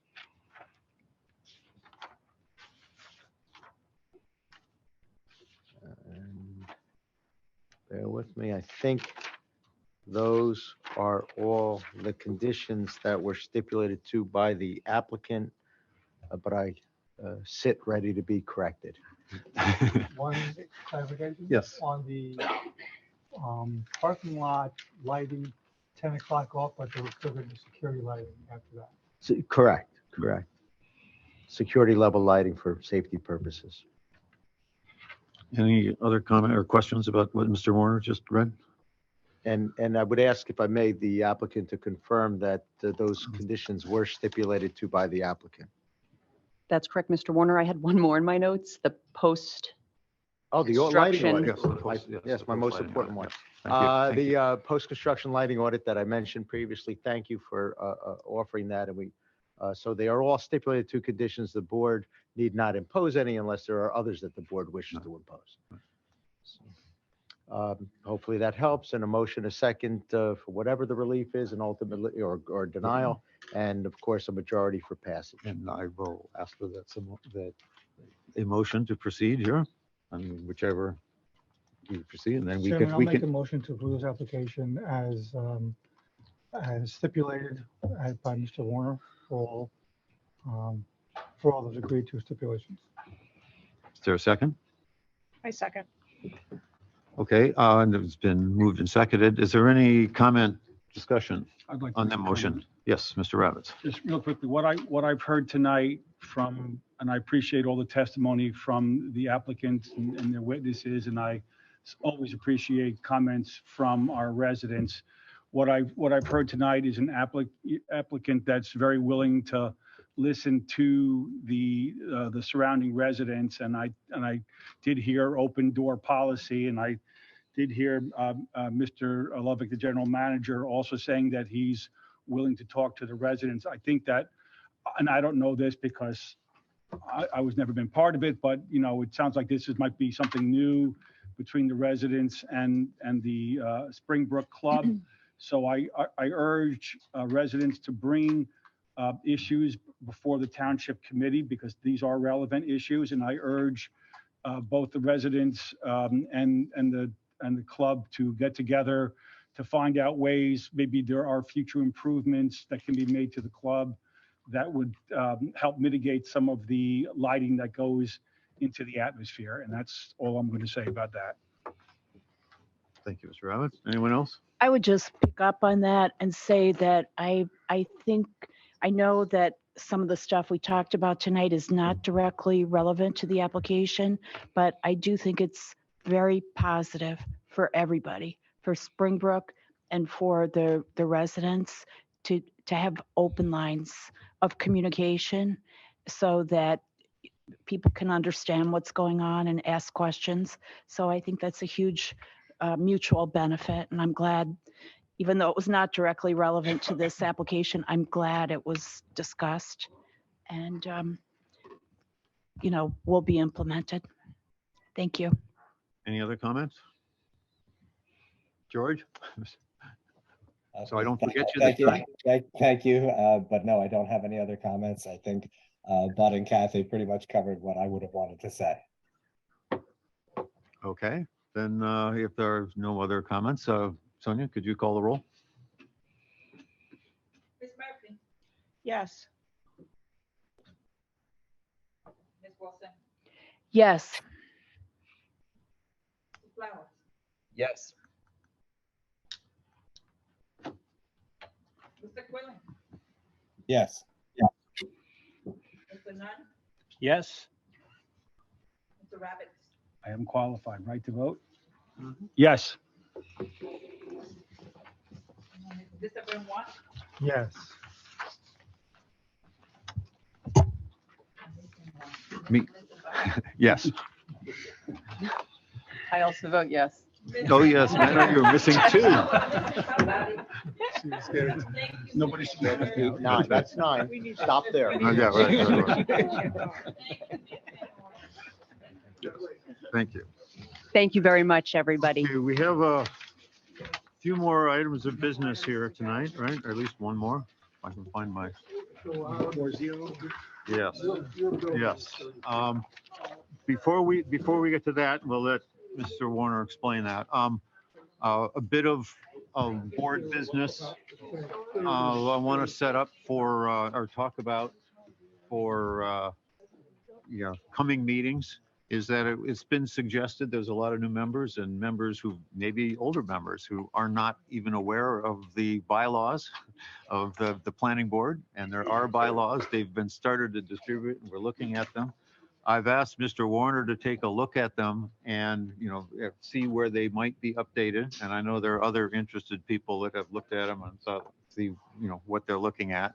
So I've asked him to take a look at, where, as they are now and make any suggestions that he thinks, any changes that he thinks needs to be suggested, and then distribute them to the board. And in a future board meeting, we'll look at those and look at those suggestions, and everyone will have a chance to actually see the bylaws and approve any changes, and so we can move on. So that's coming up for next meetings, but Mr. Warner will be looking to make the kind of changes he sees necessary. So we will be seeing what he thinks they should look like. It can talk about any additional changes or other measures we want, and then move on at a later meeting. That'd be part of our board business at the later meeting. So that's coming up.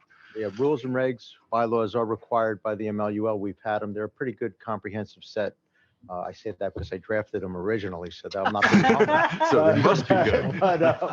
They're wonderful. Why start being humble now? But we will double check them to make sure everything is up to date. If nothing else, our meeting time has changed. Right. So right off the bat, there's one change. There may be more, there may not. As soon as I've made them as proposed, I'll have Sonia distribute them, and then the board can formally adopt. In the interim, we'll be running under the prior version with the understanding that we start at 7, not at 7:30. Okay, thank you. So now moving on to our item on the agenda.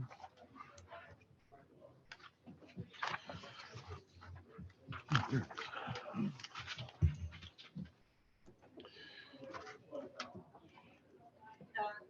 items on the agenda? Yes, No report tonight. oh, right, right. Now the Morristown Motors. Stuff that we have with the Morristown, Motors, they're requesting an extension of time of their approval. Right, I can run that Yes, through please do. to help the board. As most, if not all of you know, our approvals are when they're granted with the variant, the requirement is that the project proceed and be constructed, what have you, commenced within a certain time frame. When we have a final site plan associated with variance relief, that time frame by law is within 2 years. Applicant's counsel sent a letter in December 16, 2022, Morristown Motors. The applicant was unable due to a variety of circumstances beyond the applicant's control to commence within 2 years of the approval date, which was May of 2019, bringing to May of 2021. Last year, this board gave a 1-year extension to May of 2022. And those extensions, by the way, can be granted after the fact. The Latin for that is nunc pro tunc, because we attorneys like to use Latin whenever we get the chance, as I just did. But the applicant requested an additional 1 year from May of 2022, May 5th to May 5th of 2023. The MLUL allows up to 3 1-year extensions, so they're on their second allotted of the 3 1-year extension requests. Not surprisingly, COVID was part of the reason set forth in the letter for the inability to proceed. It's still discretionary, though, just because you can grant them doesn't mean you have to. But you will decide based on the letter whether or not it's prudent to allow the applicant to have a second 1-year extension of time. It appears as if the applicant expects that this would be the last one because the applicant put in the letter final request, but we'll see. So that is what's before the board, and it's the board's discretion. Any questions? Just a stupid one. Sure. It seems like this is only for 5 months, right? It's like it already passed way back. Nunc pro tunc. Yep. You have to, when you ask, you can ask for the 1-year extension after the expiration of the prior 1-year extension, but it goes, the 1 year goes back to the expiration of, so there's 7 months in already of that 1-year extension request.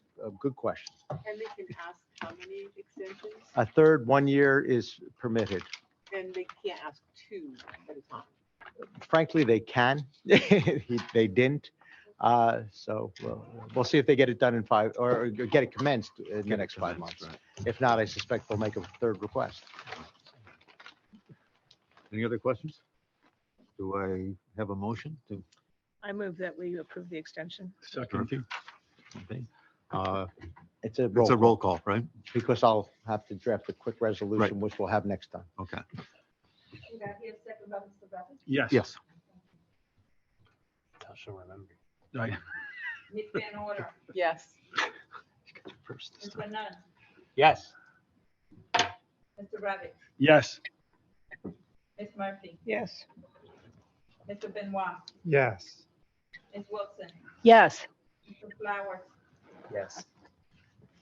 Mr. Quillen, Yes. Mr. Bud. Yes. So moved. Did I miss somebody? I think you got it for this That one. kind of night, huh? Perfect, Sonia. I'm gonna create a roll call page for you. Check, check, check. Okay, if there's no other business, can I have a motion to adjourn? I said very Linda like. Chief Nunn, motion to adjourn. Was there a second? Second. Mr. Benoit, second. All in favor? Aye. Aye. All opposed? Thank you. Thank you, everyone. Next meeting date is?